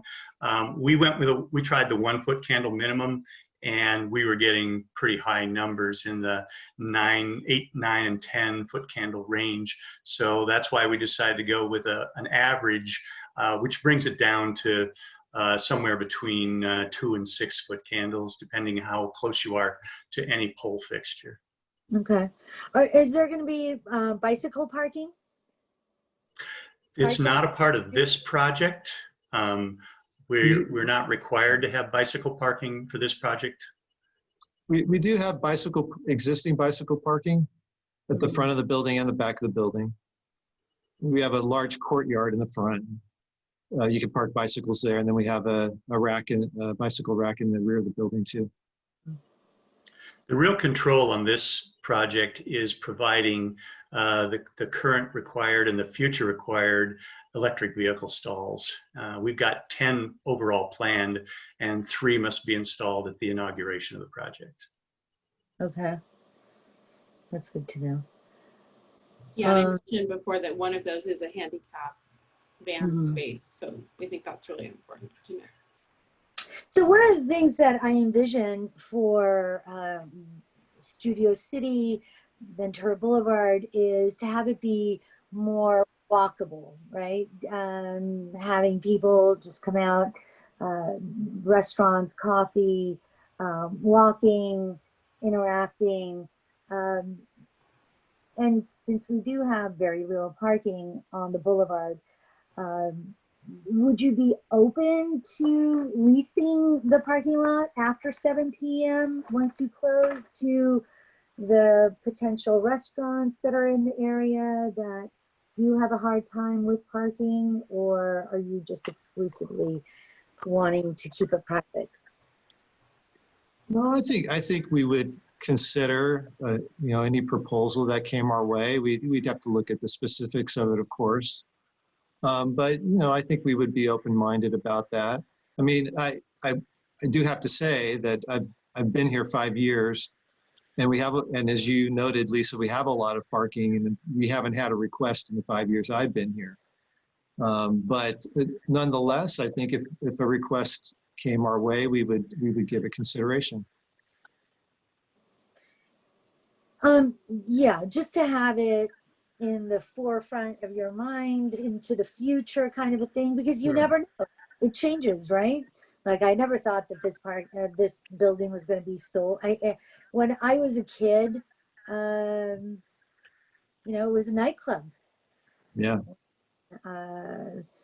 Yeah. So, and that will never see the time of day ever again because of the restrictions put upon this building. So I guess the only thing we can do with it is put a parking lot there. Any questions from anyone? I have a question. Yeah, Lana. Jessica, thank you so much for your presentation. It was very nice.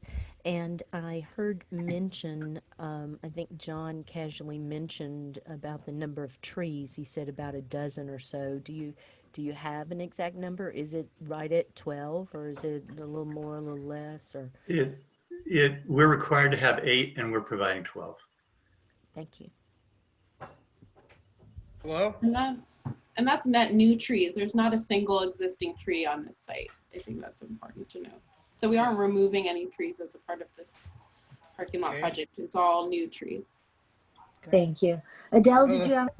I have a question, and there's some people who had their hand raised. I just wanted we're going to get to them. Okay, I just wanted to ask, what size were the trees you're putting in there? On there, like what? What are the size of the box trees? I think they're mandated to be 24 to 36 inch box. I'm not sure. I can check. Let me check. I think Let me check real quick. that Hold on, is I have it right 24. I think it is 24. 36 inch. Oh, 36. Box tree. The ash trees. Great, thank you. Okay. I think it was 24. That's all I have, Lisa. Okay. Dean, do you have a question? Give me 1 second. I will get to you. I just want to clarify, because I think I heard a couple things, but so I apologize. You're underparked for employees, but this was going to be guest parking. So is there some percentage that employees are going to be parked in the 32 spaces versus guest spaces? Yes. How does that lay out? Yeah, it's about half and half. So currently we have visitor parking in the rear of the building. I believe it's about a dozen spaces.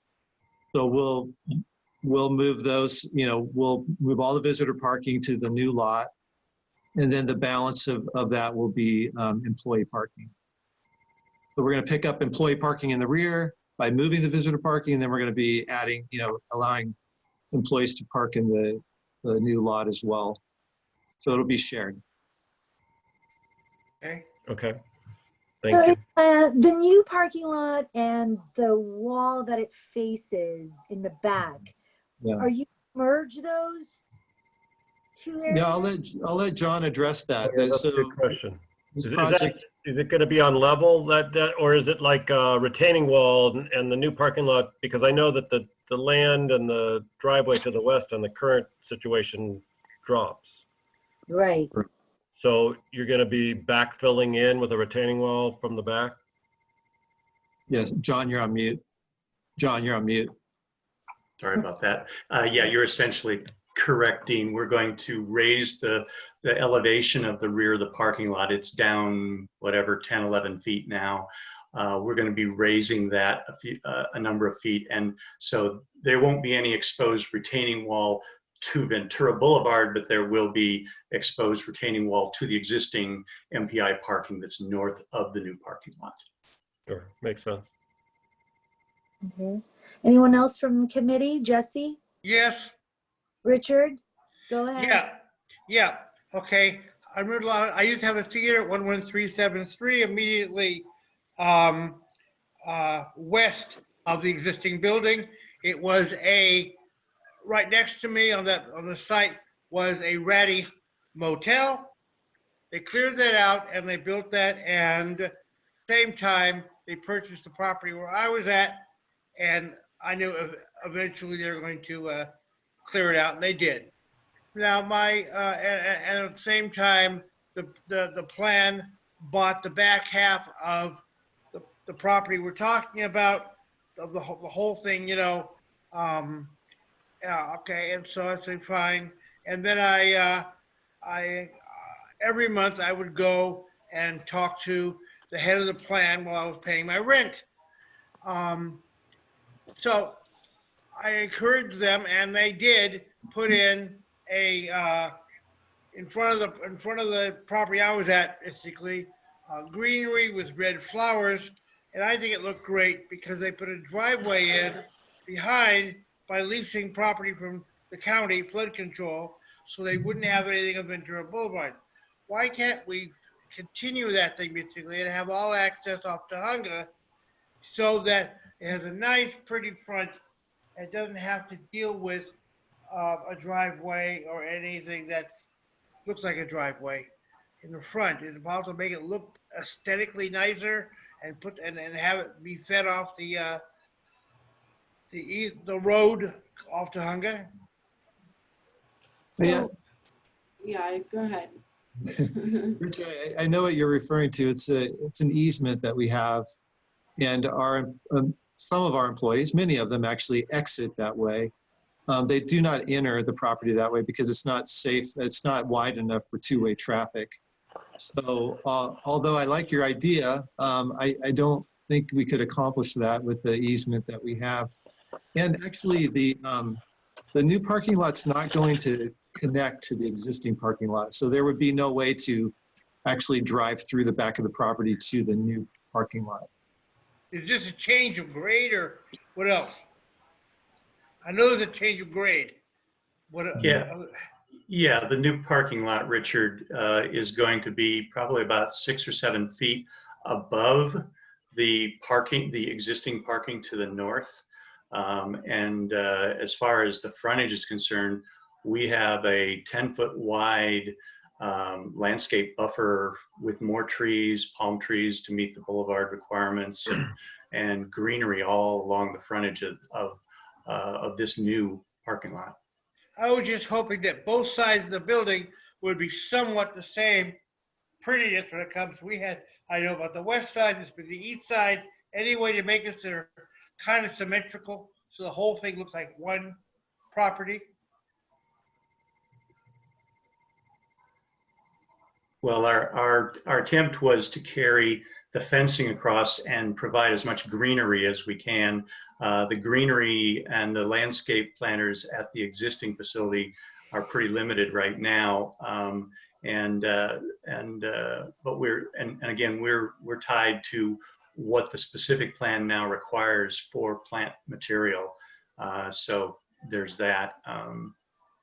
But that way, it's really envisioned to tie the fencing together, keeping it, transparent and, and muted, but still carry the theme of the existing fencing that the existing facility has.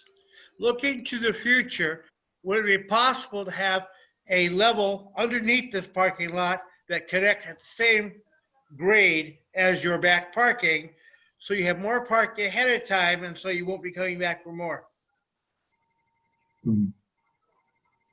Not my call. Expensive proposition. I think that's, I don't know if it's even possible architecturally and engineering wise, but I think that would exceed our budget for this project. Okay, just inquiring. Thank you. That kind of leads me to my next question. And I think the orientation of the building orientates itself to the east and facing this particular land, but I assume, maybe I'm wrong, but we probably all would care to know if, maybe the future or perhaps the past, there was interest and it just didn't come together on the piece of land to the east where the automotive is, that's not, so pretty. Mr. Lander's property, was there ever any attempt or interest, or what do you see for the future there? I've had many conversations with Mr. Landers. I met his father. I went to Orange County and met his father. We discussed, the needs of MPI, and kind of he had some ideas of how he'd like to see his property used in the future. And unfortunately, the Landers were not willing to sell. That's what it came down to. It was actually our first choice. Yeah, that's what kind of piqued, because I know the history of it. I'm even surprised or actually glad Mr. Lander's still alive. I know he wasn't young when I was dealing with him 20 years ago. He actually did pass away a couple of years ago. He did, okay. I was fortunate enough to meet him probably about a year and a half prior to that. But yeah, I mean, it was really probably our first choice. I mean, it was my first choice. Sure. Although I'm very happy with what we ended up with. We just, we tried. I figured as much, but yeah. Good to confirm. I'm sure it's still an opportunity in the future at some point. Yeah, I'd love to think about that in the future. So I have some notes here. So a new surface parking is an exception to the specific plan. Jessica, correct? No, it's not. It's a by right use at the site. If approved, Not what the plan says. If approved, it still has to be brought up to the specific plan standards, including the other parking lot. This is a standalone project, and it only involves the lot in question. No, the only reason that the other existing parking would need to be changed in any way is if they wanted to restripe or manipulate it. It's an existing use that it's not being changed in any way by this. The specific plan requires lots of landscaping and setbacks, which greatly reduces the number of spaces. It would be another exception to the specific plan if you try. I'm sorry, following your logic. Can you explain that again? I'm just reading the note here that was submitted from a stakeholder. Mm-hmm. So the specific plan requires lots of landscaping and setbacks, which greatly reduces the number of spaces. Yeah, so the project's designed in compliance with the specific plan. We do have a 10-foot landscape buffer along the Ventura Boulevard frontage from the property line. In addition to that, there are 2.5-foot landscape buffers on either side of the internal property lines, and a rear setback isn't required because of the nature of the way that the property relates to each other per the specific plan. And we do include all of the required landscaping, shaded area, and everything. So this project has been designed in compliance with the specific plan. We did receive our approval from the specific plan planners to file the case to review the project in relation to the specific plan compliance. So we believe wholeheartedly that we do comply with that, and we will go through the review process formally as part of this project. Right. I'm going to go to some questions. Barry Johnson, go ahead. Yes, I believe surface parking lots, not structures, but lots, are not allowed to be built in the specific plan currently. So be that as it may, you would have to ask this committee and eventually the FCNC board for an exception to the specific plan to have a surface parking lot at all.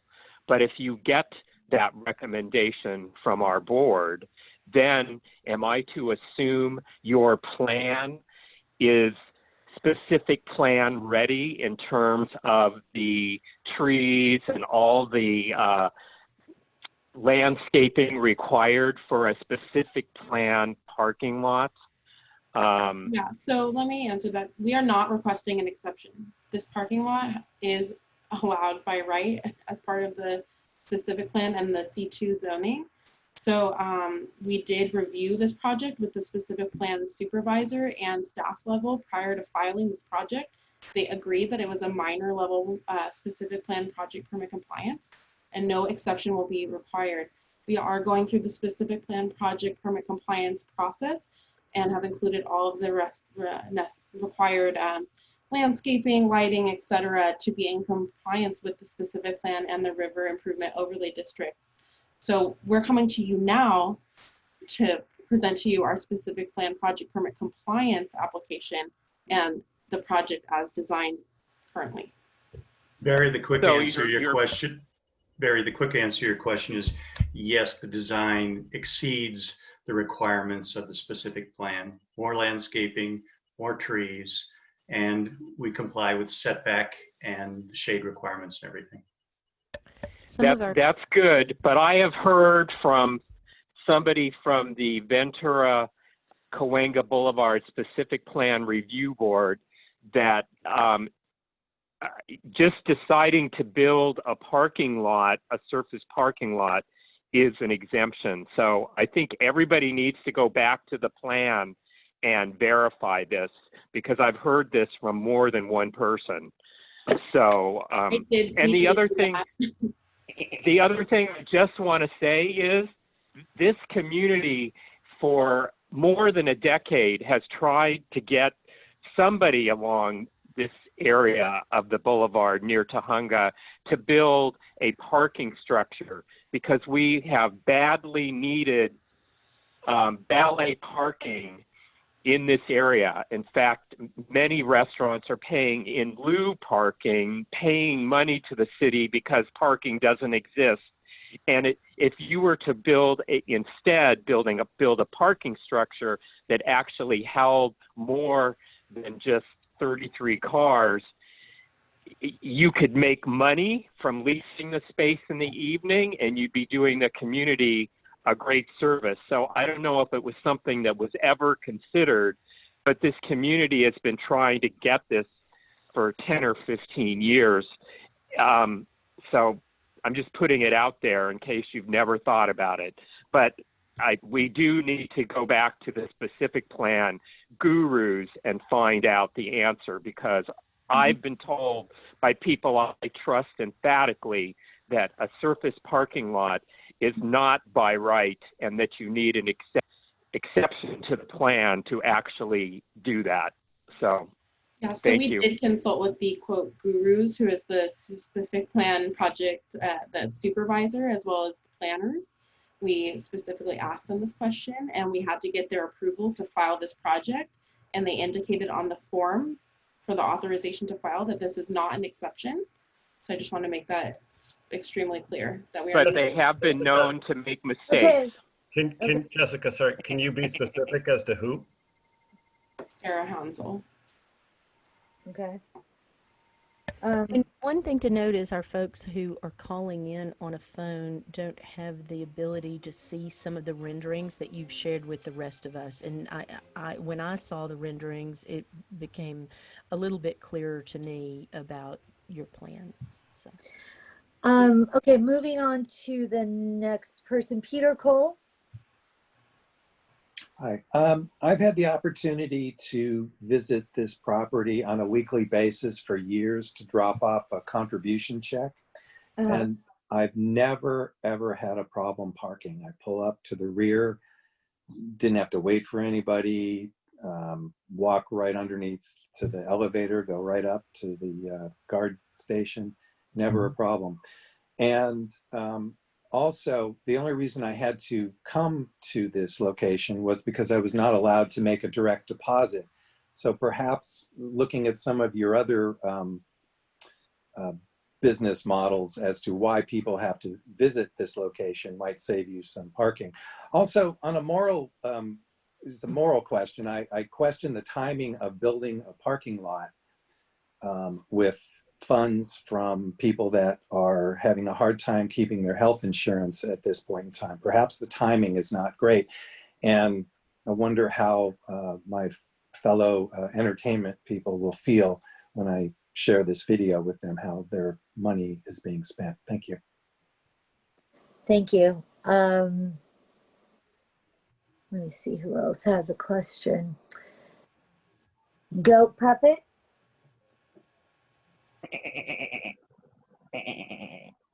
Okay, go ahead. Yes. Well, we want to start off by thanking these nice people for doing to the LA city in general. Bulldoze everything and let's start over again. Just like with the Biden election, just like with Congress. It's time now to do what these fine people are doing.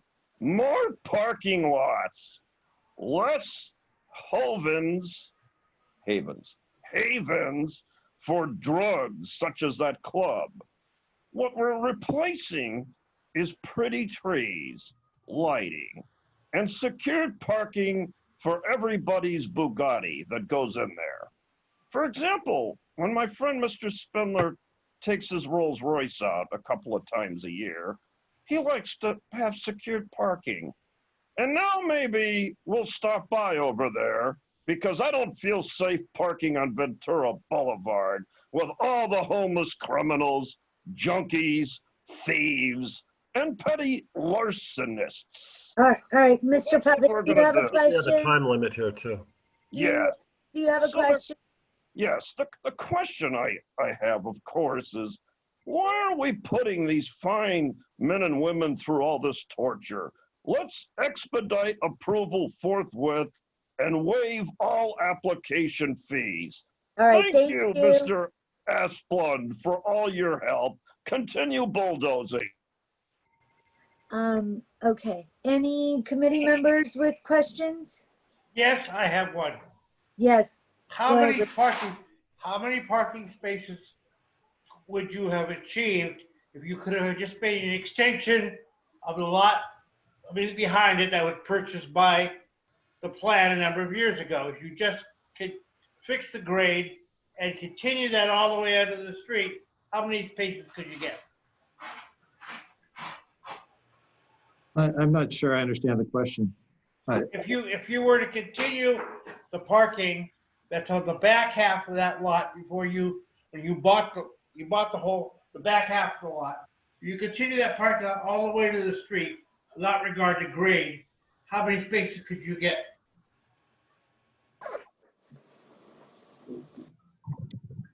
I'm sorry, I'm not understanding the concept. I think what he's suggesting is when I was talking about the retaining wall and such, if it was excavated and just connected on grade with the rear parking lot and brought forward south, if you will,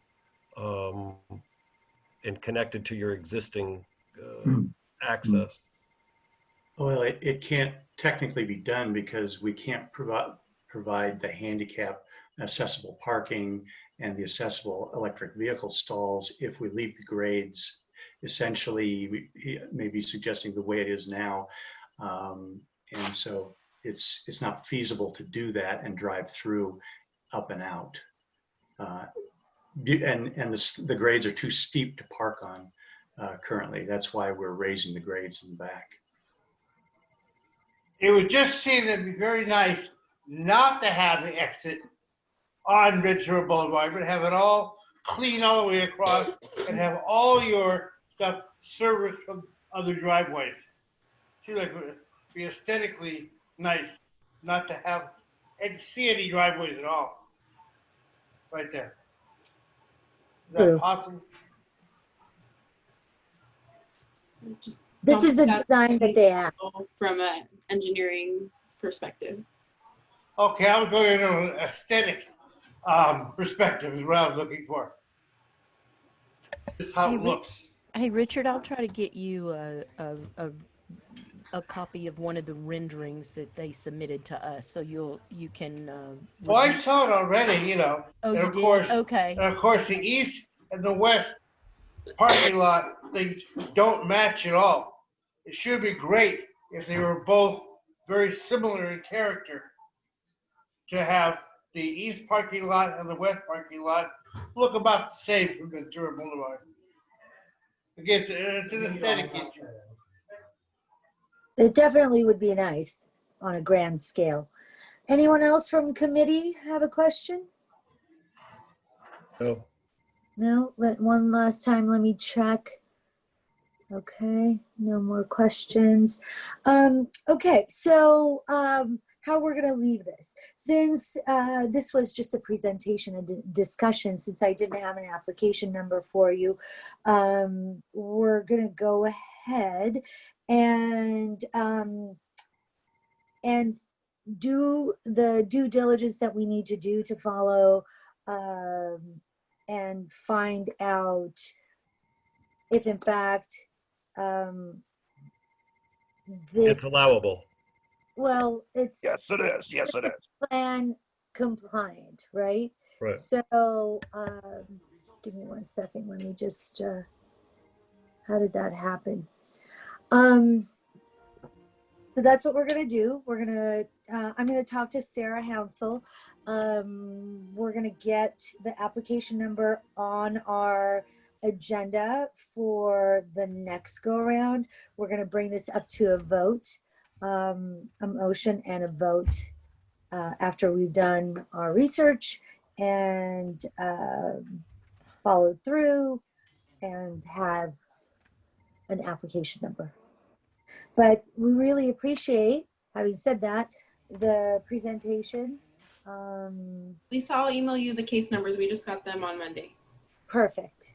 I would really appreciate it. And anything else that you have that will help us in understanding this more and more. I mean, I do have my specific plan right here in my notebook, and I was referring to it, but I do want to make sure that I do get the sign off from Sarah and everyone on committee, as well as the stakeholders, feel comfortable in the decision and the vote that we take.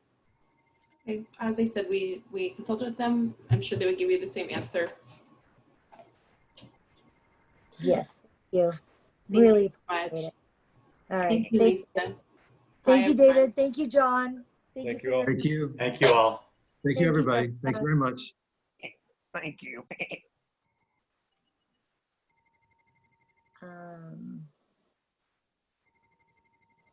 Okay. I'm going to take 30 seconds to just catch my breath and just kind of look over some things. I'm going to take a little restroom break too. Yeah, let's take 1 minute. Lisa? Yeah. I think I told you I was going to be Yes, you're Good through excused. 9. Yes. Okay, great. We'll Please speak. do. Thank you, everybody. No, thank you. But I do want you, Dean, before you go, I do want you to hear the updates from Adele and Jesse on both projects, Harvard Westlake and Universal. So we'll get you the recording. That way you can Okay. make Yeah, sure that you very, listen very and get it interesting. that way. All right. Okay. Thank you. Good night. Good night.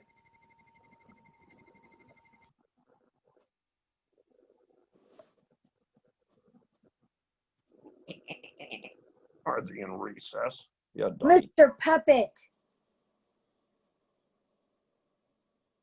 Told you you're gonna make her mad.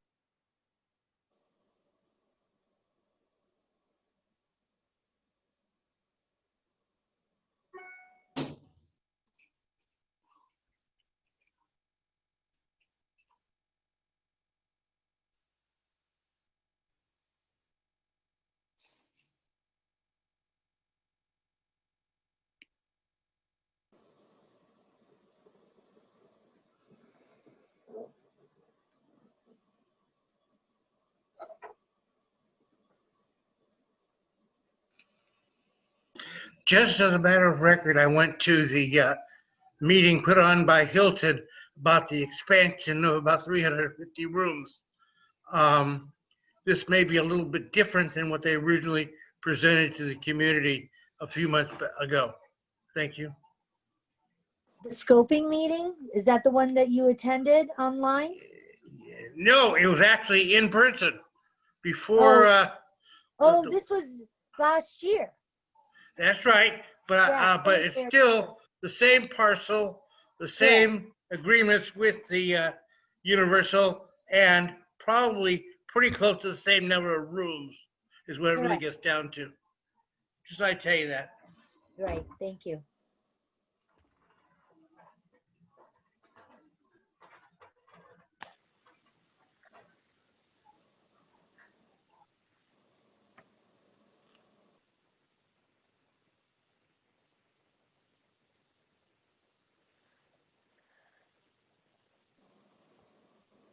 All right, are we back? Is everyone back?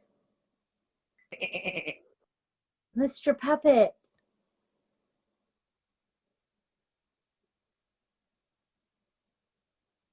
Didn't ask you. Ow!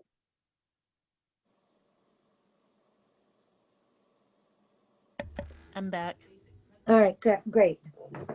Okay, moving on to item number 8. We are going to have an update and a report from Adele Slaughter on the Harvard Westlake River Park project. Thank you, Lisa. My pleasure. I would like to thank you all for the opportunity to serve with the Neighborhood Council. Absolutely. It's obvious from the enthusiasm demonstrated by the ad hoc committee members who contributed to this preliminary assessment of the initial study and the NOP that it's a very important topic to Studio City. This is a summation of the ad hoc committee's findings. The committee was formed, as you know, last month at the Land Use Committee meeting to review the initial study. The consensus by the committee after initial review of Harvard Westlake project, ENV 2020-1512 EIR, is that there are many unanswered questions and open issues that will prevent the Studio City Neighborhood Council from objecting or endorsing the development plan as it is described in the initial study of the NOP. It is important that the best interests of the community be served in a full discovery, as will be revealed in the DEIR, the draft of environmental impact report. Currently, Harvard Westlake School is Studio City's largest landowner and has applied for a conditional use permit, CUP, for 4141 Whitsett Avenue, known as Weddington Golf and Tennis. The justification and requirements by LA City Planning for being granted a CUP are as follows. A, that the project will enhance the built environment in the surrounding neighborhood or will perform a function or provide a service that is essential or beneficial to the community, city, or region, and B, that the project's location, size, height, and operations and other significant features will be compatible with and not adversely affect or further degrade adjacent properties, the surrounding neighborhood, or public health, welfare, and safety. C, that the project's sustainability conforms with purpose, intent, and provisions of the general plan, the applicable community plan, and any applicable specific plan. As the developer, Harvard Westlake must prove that this project will meet all these requirements. The overarching perception of the proposed project is that it is too large for the single-family home neighborhood, and the scope of the project is not, quote, compatible with the surrounding neighborhood, end quote, and thus will cause undue stress on the community. In our evaluation, we found that the project does not provide, quote, essential benefits to the neighboring community. The size of this project's multiple sports fields and scoreboards and bleachers, an Olympic swimming pool with bleachers, and the 104,000 square feet of locker rooms, bathrooms, 3-story gym, and several elevators, as well as light and wall heights, will adversely affect the public and degrade the land next to the LA River, as well as the adjacent properties in the surrounding neighborhood. The committee is also concerned that the elimination of Weddington Golf and Tennis as it now stands will seriously diminish the green open space that city planning has considered part of the Southwest Community Plan for North Hollywood, Valley Village, Van Nuys, North Sherman Oaks, Studio City, Toluca Lake, and Cahuenga Pass. The proposed 5.4 acres of non-continuous path on the perimeter of the property does not replace the uninterrupted green open space now enjoyed by the community. Additionally, the DEIR will examine the connections and impacts between the use of Harvard Westlake's existing Coldwater campus and the use of this new site, as well as the cumulative impact of other construction projects such as Sportsman's Landing. This is one of the biggest unanswered questions about the Harvard Westlake project. In the initial report by City Planning, 16 environmental factors were outlined to be studied as having potentially significant impact. The committee found one specific additional area that we strongly recommend be considered in the CEQA process as having a significant impact, and that is recreation.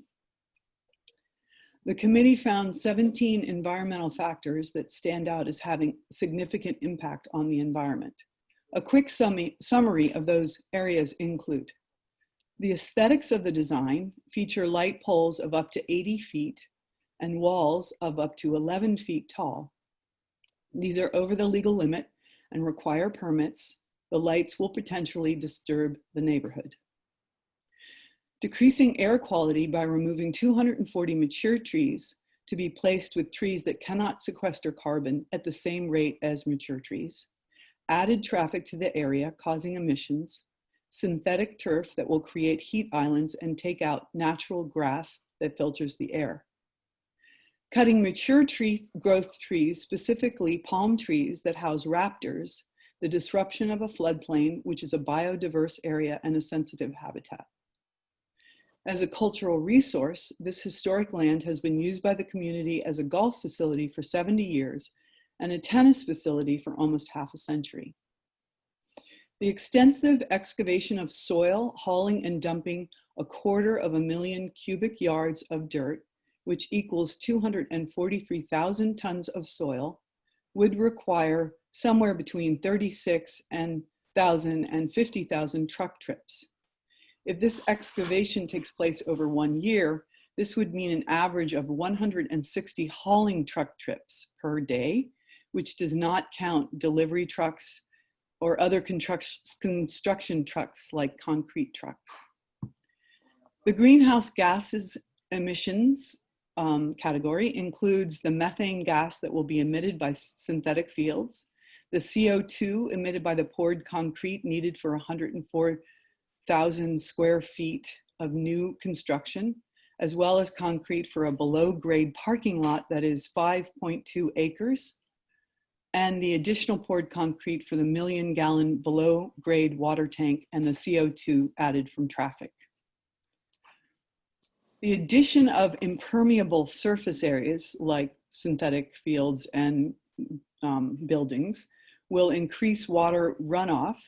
The proposed neighborhood stormwater capture project requires massive excavation and concrete for limited benefit to either the project or the neighborhood. The parking garage and basement of the gym may flood due to groundwater.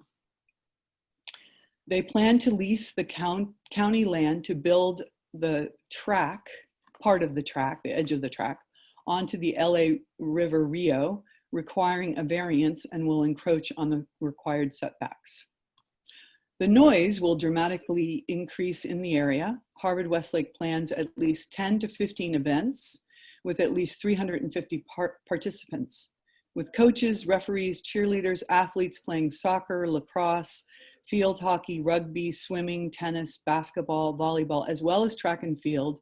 With seating for over 2,000 spectators, it's not hard to imagine 2,000 people attending an event, including all of the above. Currently, all the noise-making activities at Weddington are below the ambient noise level of the area. Public services are provided by the Fire Station 78 on Whitsett Avenue. During highly populated events, the fire and emergency healthcare vehicles may be blocked, and this could delay emergency response time to the neighborhood. The loss of recreational golf and reduction of 16 courts to 8 replacement courts with bleachers will have a significant impact on the recreational use to the 30 to 50,000 people who currently use the property each year. Harvard Westlake offers substantially limited public access. The majority of the facility is designed to serve 600 to 900 Harvard Westlake students. Parking will increase from 89 spaces to 532, driving over 5 times the amount of traffic, possibly 5 times the amount of traffic to the site. Additional energy will be needed for the lights, bathrooms, showers, locker rooms, weight rooms, 2 basketball courts, sound systems, elevators, and scoreboards for the playing fields. The cumulative impact to Studio City requires substantial study in relation to the Sportsman's Landing shopping center at Ventura Boulevard and Coldwater Canyon, along with the impact on the current Harvard Westlake campus on Coldwater Canyon Avenue. The Ad Hoc Committee suggests that Studio City neighborhood respond to the findings of the draft EIR using experts who can clearly evaluate without bias the environmental impacts of the project and Harvard Westlake's process and solutions for the construction and the usage of the Weddington site. We need to investigate the ways this project could be beneficial and or essential to the community, city, or region, and address each of the 17 environmental factors that have potential to adversely affect the environment. In my conclusion, a compilation of stakeholder comments presented to the Ad Hoc Committee maintain that if Harvard Westlake can build this project, then they have the means to develop a carbon negative project that reduces traffic in the area, expands biodiversity, protects the tree canopy, reduces flood risk, cools the community, and provides equitable health, social, and recreational benefits to the entire community. Our findings show that the loss of green open space would have a negative impact on the environment. While we appreciate Harvard Westlake's efforts to involve the community in their development process to date, we hope to expand that communication. There is important information required for our endorsement, and that information will only be available after the discovery of the DEIR. Thank you. Fantastic. Fabulous. And to sum it all up, we have to wait for the DEIR to continue this process, but that was a fantastic report, accumulated, I'm assuming, from everyone's input that has been on your team. And I have to thank Barry a lot for helping. He's so good at that, isn't he? So good. So yeah. helpful. Yeah. Thank you for that, Adele, and thank you to all the stakeholders and the participants who had their voice heard you covered it all. And Stacy and Ari are present during our meeting, and I'm sure they listened intently to what has been set out for them. So do with it what you will. Appreciate it. All right, moving on to. You want? We have public comment. Oh, I'm sorry. Thank you. My goodness, Peter Cole. Wow. Peter, did you Peter? go? Peter? All right, we'll come back to him. Next person, Patrice Berlin. Hi, everybody. Hi. Hi. So in the Harvard Westlake initial study document under project description, it calls for an ADA compliant ramp to be built to provide a pedestrian connection between the Zev Greenway and Coldwater Canyon northwest of the project site. Right. Okay. Right. This ramp should be included in the EIR as it affects the potential health, welfare, and safety of the immediate area. In addition, multiple 50-plus-year-old pine trees will need to be removed to build the ramp. The ramp intersects with the LA River. At a scoping meeting this past July for the 2020 LA River Master Plan, there were many comments from the public with serious concerns over safety and how the river paths have become magnets for the homeless population. Public concerns over what entity will take responsibility for security. One area is so bad that the police consider it too toxic to patrol. Currently on the south side of the LA River at Coldwater, there is an ADA compliant ramp. With that ramp, there are multiple homeless encampments, graffiti, and trash. I personally witnessed someone shooting up in this location. We have well over 200 signatures from nearby residents who are so opposed to building a ramp on the north side of the river at this location, as well as the owners of the apartment building directly next to the proposed site on Coldwater. I will send you a copy of the signed petition submitted to city planning for the scoping meeting for your files. In addition, every day we're getting more signatures. We had to do this all by mail pretty much all by mail due to the COVID or whatever. So we're still getting responses in, but I'd be happy to submit that to you, Lisa. Okay. Okay. Yeah, definitely. All right. Thank you. Thank you. Is Peter back? I'm back. Just to add to what Patrice was saying, there's a stark contrast between the north and the south side of the river at Coldwater. There are encampments all over or all around the ramp that's on the south side, including under the bridge at Coldwater. Right. And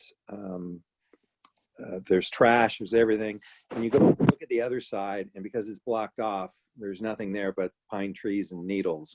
So perhaps in the grand scheme of things, cleaning,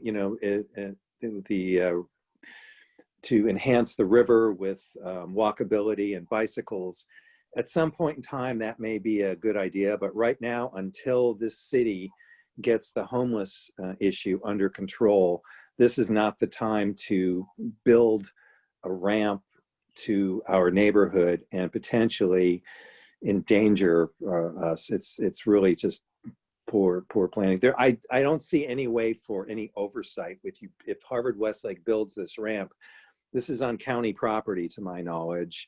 And as we see at every freeway overpass or underpass, there's really nothing we can do about people, criminal as well as homeless, hanging out in these areas. So it's best not to build this ramp. Thank you.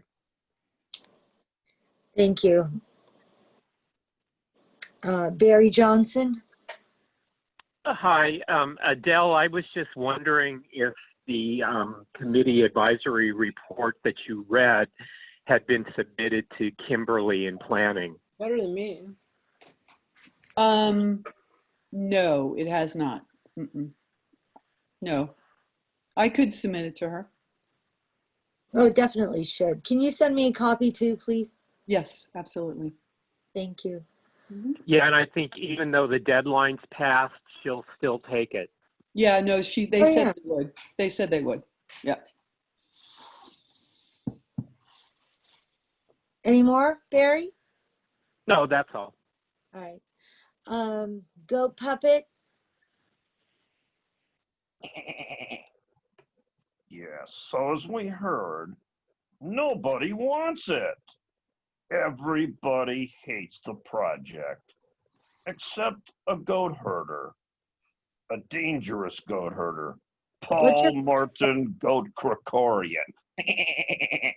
He's Do you the have a only question? one that wants it. Do And you the have a kid, question? Do you well, have a it's public comment, right, on the item? No, this is a Q&A right now.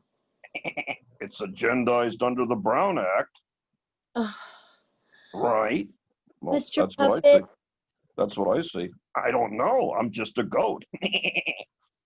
So, how do we stop this project? There's only one way: the interference of God. If the FBI indicts Paul Martin Krikorian, this is a dead project, and the Sportsman's Lodge will not go through. It'll be returned to a pretty hotel. You, all of you, you know somebody out there. You know who can do it. Save the little pretty golf course, the trees, stop the bridge, and the endless homeless invasion hordes coming across, invading and destroying like Visigoths in Europe. Geez, I like that. Yes, I've been reading your books on 18th century history. All right, thank you. No, let's stop it. Stop Thank you, Paul Mr. Martin Puppet. Krikorian. Put him in prison. Thank Save you. Studio City. Thank you. Well, Thank thank you. No, thank you, sir. All right, we're moving on to number 8B, report from Jesse Porter, committee member for the Universal City Hilton Hotel project. Take it away, Jesse. Okay, well, it's going to be a tough act to follow with Adele and the very thorough report from the ad hoc committee. Well, This will be, just to be fair, Jesse, we had a month. They've been living this for years and years. Sure. And years. So. Sure. Okay. Still, right. I may disappoint. I'll tell you that. So this is so we've got an impact statement. Okay. Pardon me, an initial study regarding the Hilton Universal City project. Bit of an overview point here. Currently present on this site is a 24-story hotel constructed in the early 80s. Everyone knows where this is. This is on Universal Hollywood Drive, 555 East Universal Hollywood Drive. And it is within the community plan area for Sherman Oaks, Studio City, Toluca Lake, Cahuenga Pass. That's right. This exists in Los Angeles outside of the unincorporated LA County island that is Universal City. So this is Los Angeles. So an application for the proposed Hilton Universal City project has been submitted to the Department of City Planning for discretionary review. The city has determined that the project is subject to the California Environmental Quality Act and that the preparation of an initial study is required. And that's, I'll be giving you some highlights from that initial study today. Okay. Based on the analysis provided within the initial study, the city has concluded that the project may result in significant impacts on the environment, and preparation of an EIR is required, which will be forthcoming. The applicant, Hillcrest Real Estate LLC, what they're basically proposing is to, most significantly, build a second hotel tower of about 17 stories on the same property. Further expanding existing hotel facilities by adding that second tower, as well as an attached ancillary hotel building, a 3-level subterranean parking garage, circulation facilities, including an internal driveway and service road, and a new outdoor pool area. Included in the plan beyond that are a couple of new restaurants, rooftop bar, spa, etc. So the hotel expansion building, 20-story, okay, would feature 395 guest rooms and a spa limited to guests and to 250 non-guest members, with a new single-level lobby connecting the existing hotel building to the new one. Additionally, a one-story addition to the ancillary hotel building consisting of a junior ballroom and a 10,000 square foot meeting room addition. A three-level expansion of the existing below-grade subterranean parking garage, a revised surface parking program, a new gate entryway structure, and landscape and hardscape improvements to the existing level 3 automobile forecourt throughout much of the project site. New outdoor pool areas will be developed as part of the project, both on level 3 of the new hotel building and the rooftop deck. The existing pool area would be eliminated and replaced by a green zone for guest outdoor use. Atop the expanded hotel building, the new hotel building, there would be a rooftop restaurant of 5,000 square feet, an indoor-outdoor bar of 1,500 square feet, and the rooftop pool deck. Overall, the project would add approximately 300,000 square feet of additional floor area to the project site. The project would provide a minimum of 408 new vehicle parking spaces to accommodate additional employees, hotel guests, and restaurant spa visitors. Upon completion of the project, the number of guest rooms would grow to 890. The whole project, the whole developed site would top out at 697,000 square feet of floor area. So it's a significant development. There's no doubt about that. The interesting thing about it, obviously, is that that parcel of land is sort of sequestered away from anything else, really. Bordering it are the Sheraton, and then on the other side, you've got Universal City itself. It's obviously on the north side of the freeway. The property borders W.C. Fields Drive to the south, and then immediately south of that is the freeway. And the access, as far as vehicular access, it's all Universal Hollywood Drive. So obviously, we think about snarled traffic with any kind of development, but this is really, Universal Hollywood Drive is a very dedicated access road, basically, for Universal City. And so it's possible to surmise that the net effect on traffic in Studio City, either from construction or from the existence of a larger expanded property, would by and large be consigned to that particular access road, which already, is trafficked by thousands of vehicles a day coming and going to the hotels and to Universal City. So the initial study is 129 pages long, great deal of detail, there are a number of renderings, which anyone who hasn't thumbed through it yet, you can, without reading all the text as I did, you can get a really good sense of the project by looking at the floor plans, the cross sections, the renderings, aerial views from different vantage points, such as the hillside on the south side of the 101, and residences there. And then there's a great deal, about the first half of the document is outlines the proposal, and then the initial conclusions of the city are listed in the remaining 70 pages. I'll jump right to the end and give you the conclusion that that was found. On page 123, the initial study concludes with the following. Question, does the project have the potential to substantially degrade the quality of the environment, substantially reduce the habitat of a fish or wildlife species, cause the fish or wildlife population to drop below self-sustaining levels, etc., threaten to eliminate a plant or animal community, substantially reduce the number or restrict the range of a rare endangered plant or animal, among other questions, or eliminate important examples of major periods of California history or prehistory. What was found was that the project could result in environmental impacts that have the potential to degrade the quality of environment as addressed prior. The potentially affected resources include air quality, biological resources, cultural resources such as archaeological and historical, energy, geology and soils, greenhouse gas emissions, hydrology and water quality, land use and planning, noise, public service and police, public services such as fire and police, transportation, tribal cultural resources, and utilities. So the EIR, which is forthcoming, will address each of those points in greater detail. There's preliminary information laid out from about page 57 to 120. Okay. It gets into some of these points in greater detail. And there are a few that jumped out at me as being the most significant. But at this stage, does anyone have any questions about anything I've said so far?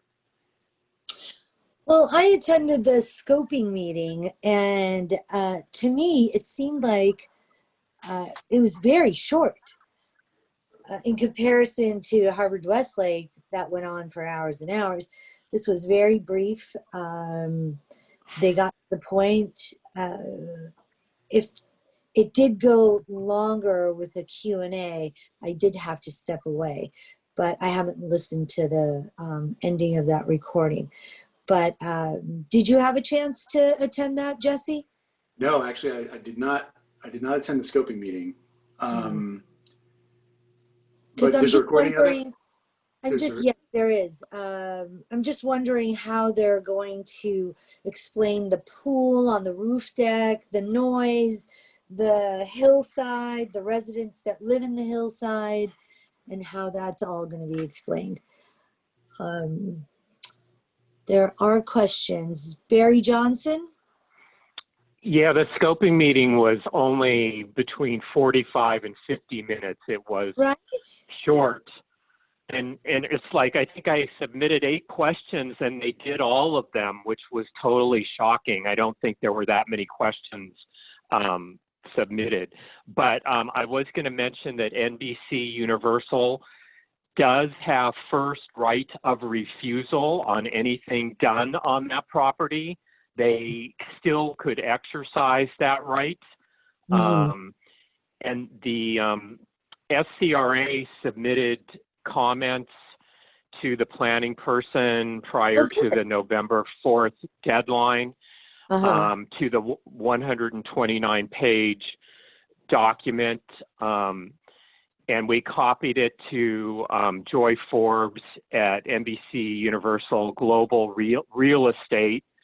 And she liked what was in our document. She said they did not send anything in yet. They're waiting for the DEIR. So it's just sort of a waiting game now until that comes out, I guess. Right.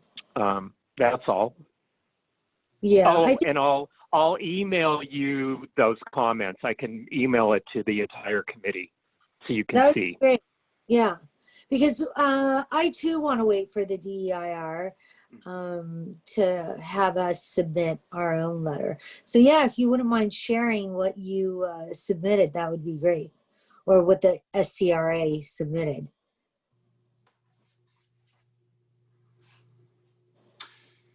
Okay. Yeah, I'd be very curious to see that too, sure. Absolutely. Yeah, right, Jesse? Yeah. I mean, yeah, Barry, I mean, I'll be quite curious to see what your impressions were. On the most general level, and in basic layman's terms, it's obviously it's a huge project. It really is. It's a very significant project, and at the same time, it's not a project with a neighborhood footprint the way that Weddington is. So those two considerations, I think, were my biggest takeaways. Right, and it's in addition to the already existing hotel. Right. And do I have the right email address for land? Is it landuse@scnc.net, something like that, to get to all the committee members?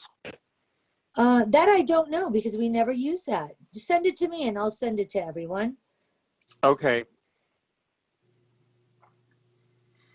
I'll just forward it.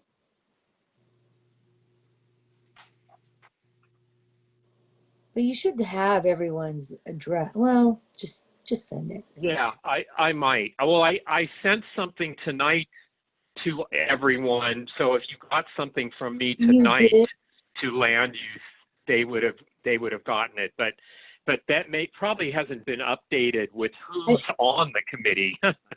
Right. I really don't think so.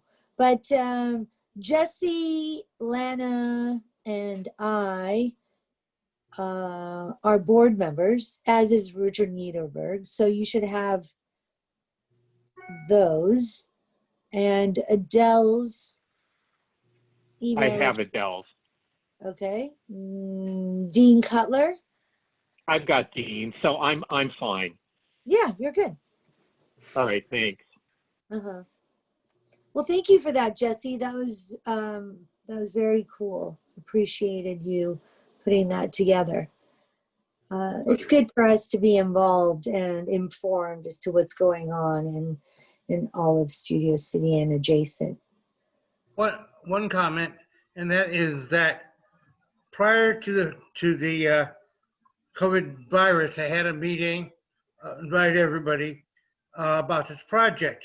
At that time, one of their biggest concerns is this addition going to be in the shadow of the main one, so that very few people would see it on one side, and for people on the freeway, it wouldn't make a difference anyway. So it's interesting, the placement they said was important, so that it would kind of like be hidden by the existing building. Well, there are some really detailed renderings that everyone has links to this document in the agenda from today's meeting. So refer to pages 31 through 47. Really, really good images, bird's eye view, and sort of hillside views, etc., different angles, and you'll really get a good sense of the placement of the new building. You should be able to extrapolate what kind of shadowing you could expect at various times of day and from various perspectives. It was just a few, and I think that the report you're reading probably might have been modified after getting the community input at the live meeting. I don't know. Thank you.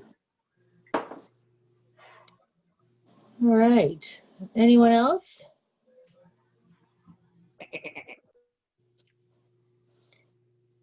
Anyone else?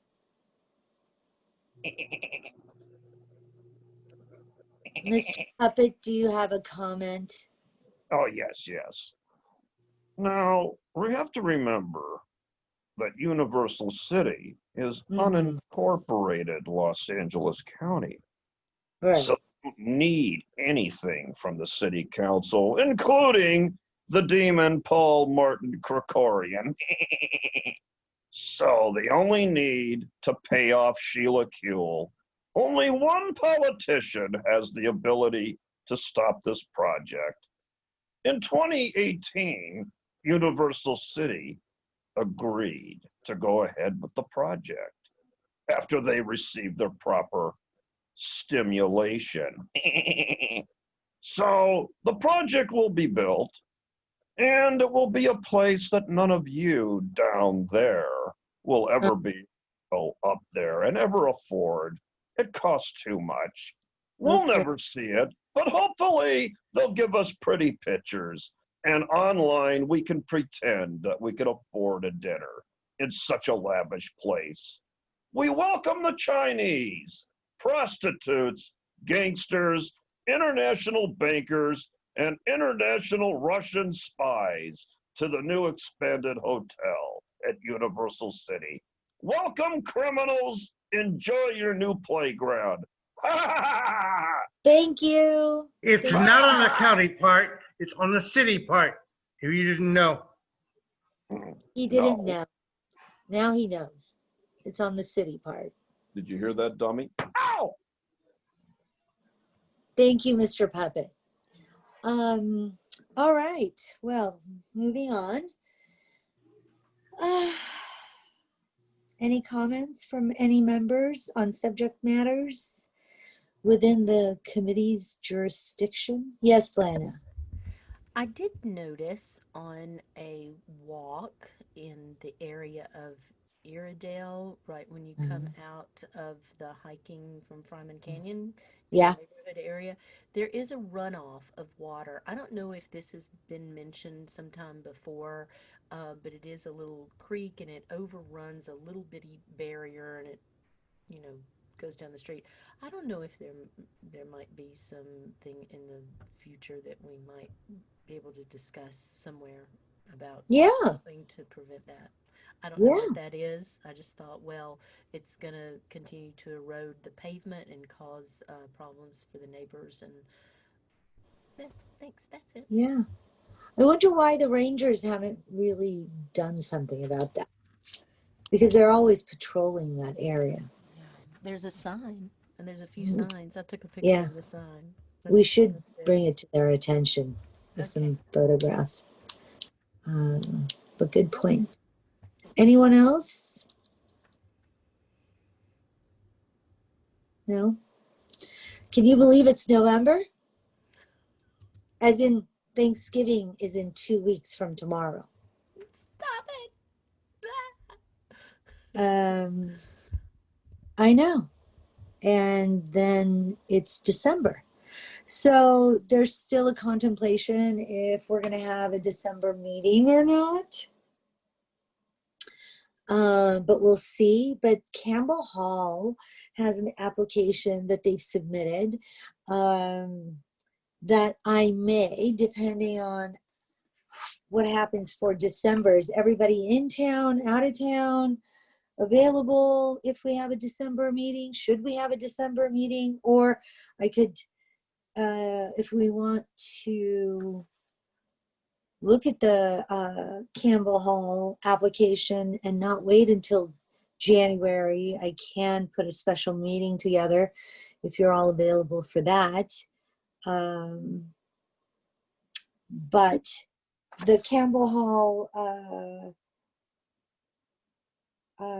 application, the proposed project, generally needs one sports light to illuminate, the replacement of multi-purpose field per CUP, the conditional use permit.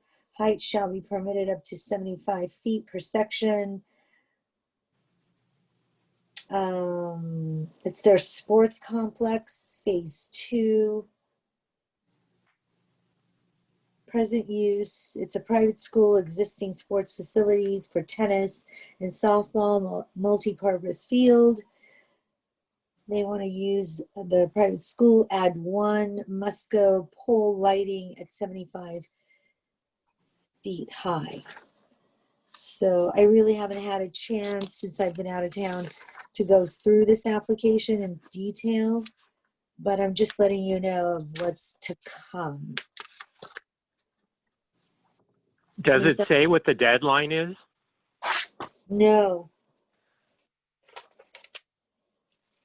I was looking for that earlier.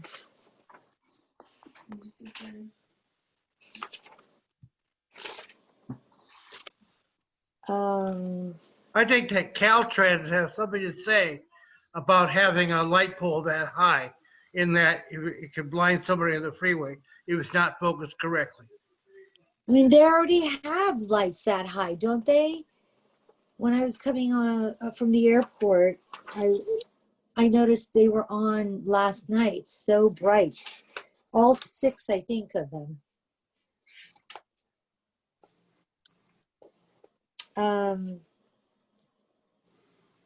Is everyone around in December, or what's going on with everyone's schedule? I'm around. I think we should have a meeting it's just the first week of December. The 2nd. Oh, I meant the 2nd, sorry. Yeah, no, it's okay. Okay, Jesse, you're available. Lana, available. Richard, how is your health, Richard? Give us an update. Well, my legs are still radically screwed up. My right leg, my left foot, and stuff like that.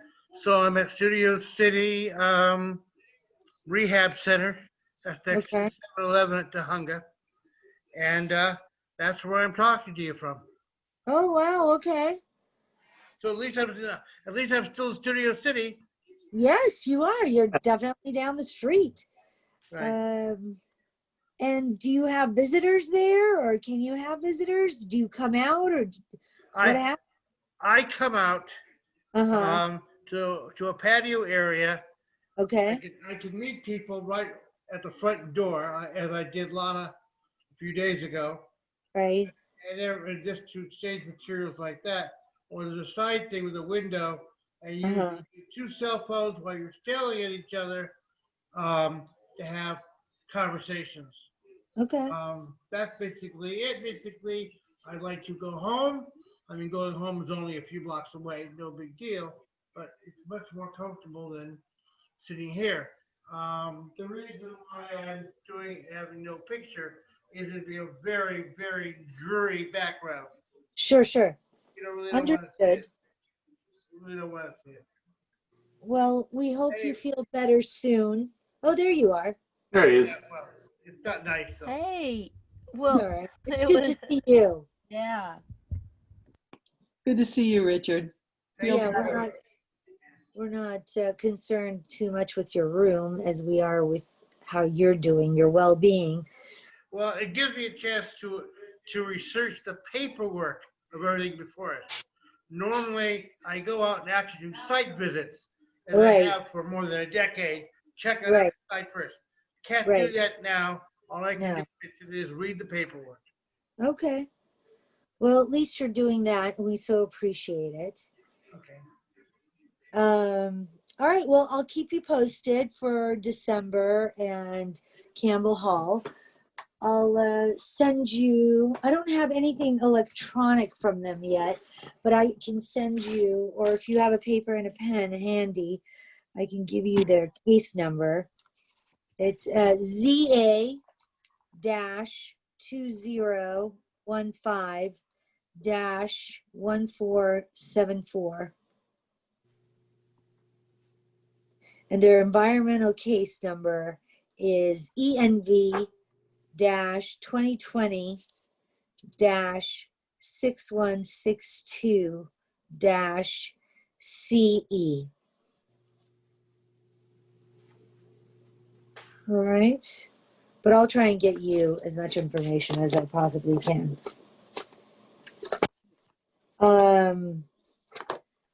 Okay, so I'm sure we will see the 2 applicants we had on our agenda earlier today again very soon, as well as Campbell Hall. And you'll keep us posted with Harvard Westlake, whatever comes up, Adele? Yes, I will. And I don't know when the draft environmental report will be out. I'll let you know. I don't know if it'll be out before the end of the year. But it'll be next summer at the very earliest. Yeah. The draft EIR, you think? In fact, they usually are released either summer or right before Thanksgiving. It seems to be, and it's not just Harvard Westlake, it's anyone. They do it when people are busy or not home. And not paying attention. Yes.